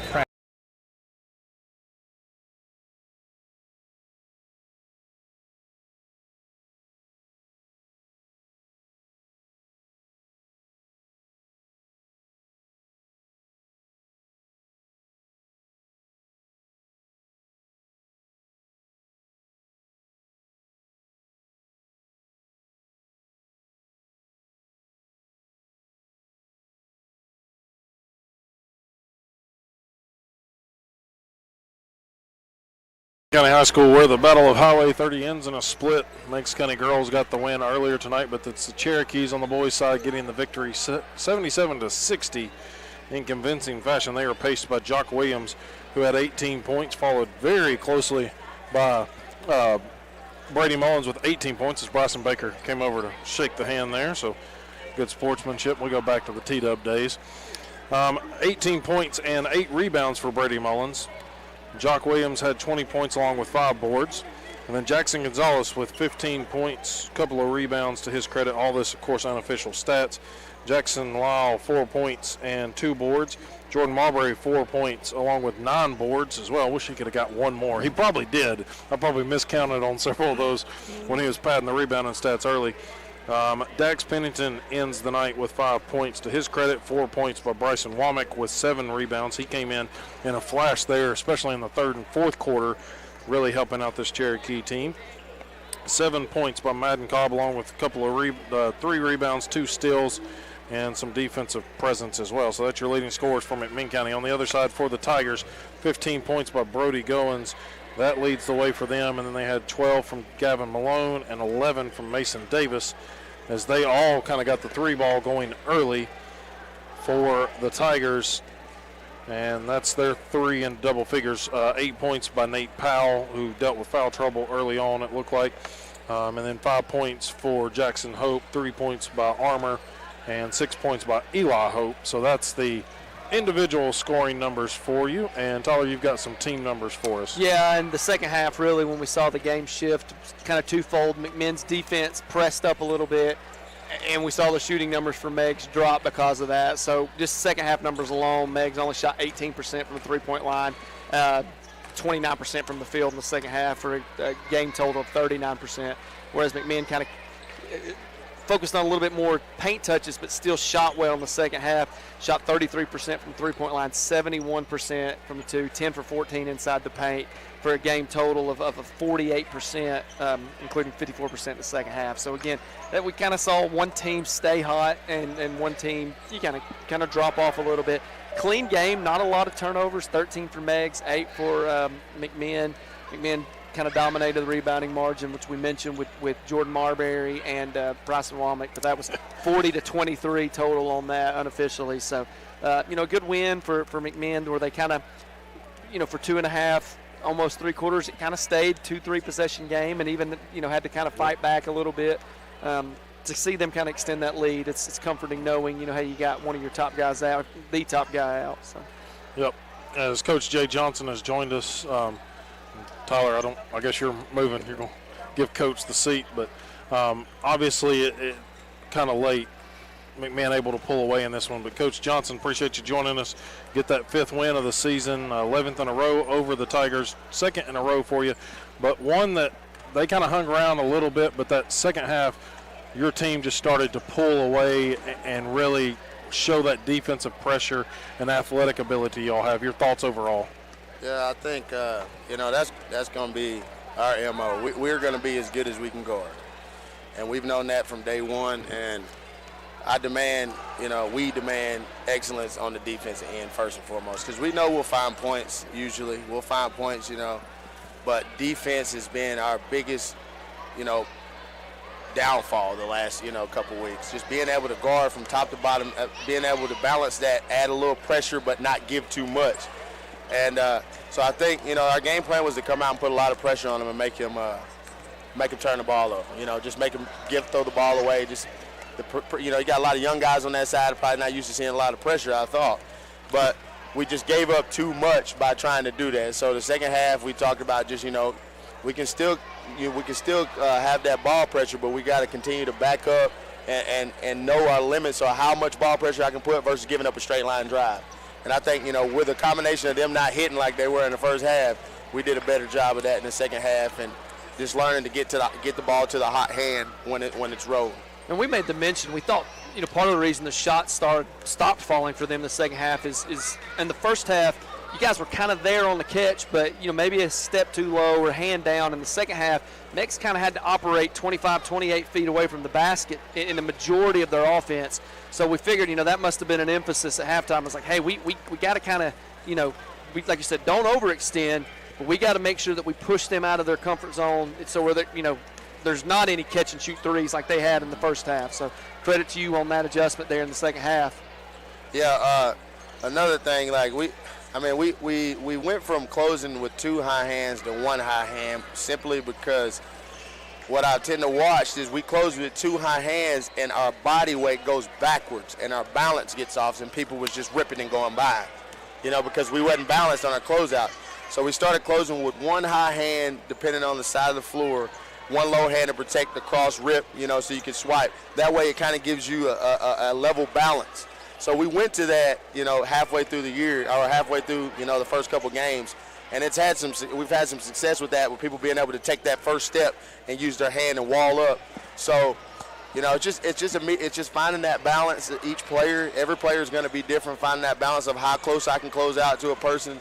But we had to really dig in on 20. I think it was 20 or Davis the shooter, and then 0 in the first half. Yep. Because we we was there on the catch, but we wasn't making him put it on the floor. Yep. You know, we was there arm's length on the catch, but he was just turning and shooting it. So the emphasis there was climb under him and make him put it on the floor. Those two players got to put it on the floor. We can't just keep letting them shoot over the top of it. And you could definitely see that defensively, that switch and the way Meigs had to deal with it. Kind of want to talk, it's hard to spotlight one player on your team. Jock Williams leads the way with 20 points.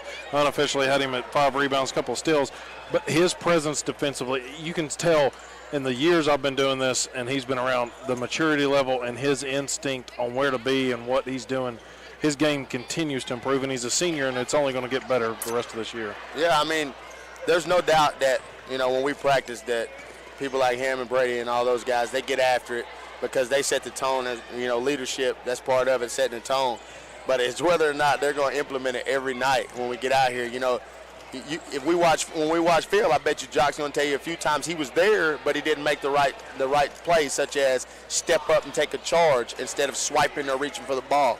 You know, he'll like to have some of those possessions back. So, you know, we went from not even being there to now we're at least there on help that, you know, we got to continue to work and make that next step of stepping up, taking the charges, walling up, and not letting people get so deep in the paint, do the best we can because, you know, we're not the biggest, most physical team, but we got to be able to stand our ground. That's gonna determine a lot of things for us moving forward. Yeah, Bryson Womack, we mentioned, I think that's his only third game of the year because he's coming off the injury. And even in the first half, you know, Jordan kind of controlled the boards a little bit, and Bryson was kind of getting his feel. But there was a spell of about 6 minutes there where you saw Bryson's intensity and his physicality kind of help change the game or the flow of the game. You know, is he 100%? Where's he at in his, probably not stamina, but his health? He's about 90% healthy. You know, he still wears an ankle brace or tape just because precaution. I mean, he's back every day practicing full speed. He's still a little step behind, so I wouldn't say he was 100% healthy, but his conditioning is a little off. You know, that's going to continue to get better the more he plays. But, I mean, Bryson Womack can flat out score. You know, whenever he realizes when the lights come on, it's okay for him to do that, you guys are going to see what I see. Because he can in practice, he posts up all the little guards and puts them in the rim. He rips and takes people from the top of the key fearlessly. But we're going to continue to try to feed him this confidence or whatever we have to do to get him to the point where he can be that for us. Because if he provides presence inside, scoring, and being able to take people off the dribble to add with what we got, that just makes us an even better team. So we're going to keep trying to boost his energy or whatever we got to do to get him to be more aggressive. Because, you know, he's one of those kids that in his mind, he always wants to do the right thing. Like, I don't want to mess up. Like, and sometimes that gets in the way of production. Like, having that mentality, I'm scared to mess up, instead of just play. You know, just play. Play like you play in practice. Like, I don't ever get out, you know, just flat out chew him out for messing up unless you're doing stuff that you know you're not supposed to do. So, like, if you're out here shooting, you know, if Jordan just starts pulling a bunch of threes, you know, obviously I'm going to say something to him unless he's making them. Yeah, because he can make them too, but he won't shoot it. If they go in, it's all good. I don't understand. If you come spend a day with us and watch us practice, you will see some, like, half of the stuff that they show you in the game, you know, or half the stuff they do in practice, they won't show you in the game. It's like the lights come on, they're like, oh my. I'm like, dude, just play. And then, you know, Jock had a spell early in the season where he couldn't get things going, and we kind of sent him a message and talked to him, asked him what's going on. He was just like, he was kind of down on his game at the time, and he was in a position where he felt like that, you know, he was doing too much. I'm like, dude, you're at best when you just freed up and play. Go play. Just go play and have fun, and we'll live with the results. And he went. That was the first game we was in Farragut, and he got rolling, and he been rolling ever since. Well, he rolled tonight with the 20 points. Rolling ever since. 5 rebounds. Second game in a row, you've won by 17. And, of course, if anybody looks at that schedule and the competition that you all have already faced, it's some of the toughest competition you're going to see all year. Yep. But nonetheless, you got Ooltewah coming to town Thursday. You got above the 500 mark, 5-4. So, Coach, we'll be back with you a week from tonight when Bradley comes to town, which should be a good matchup going back and forth. Yep. But congrats on a nice win here at home, and debuting some new pregame festivities that we like. Yeah, so we got to continue to work the kinks on that, but it should be fun. It is. Well, Coach, we appreciate you joining us, and a great win. 17-point wins are always good. So. Yes, sir. I appreciate Thanks, you. Coach.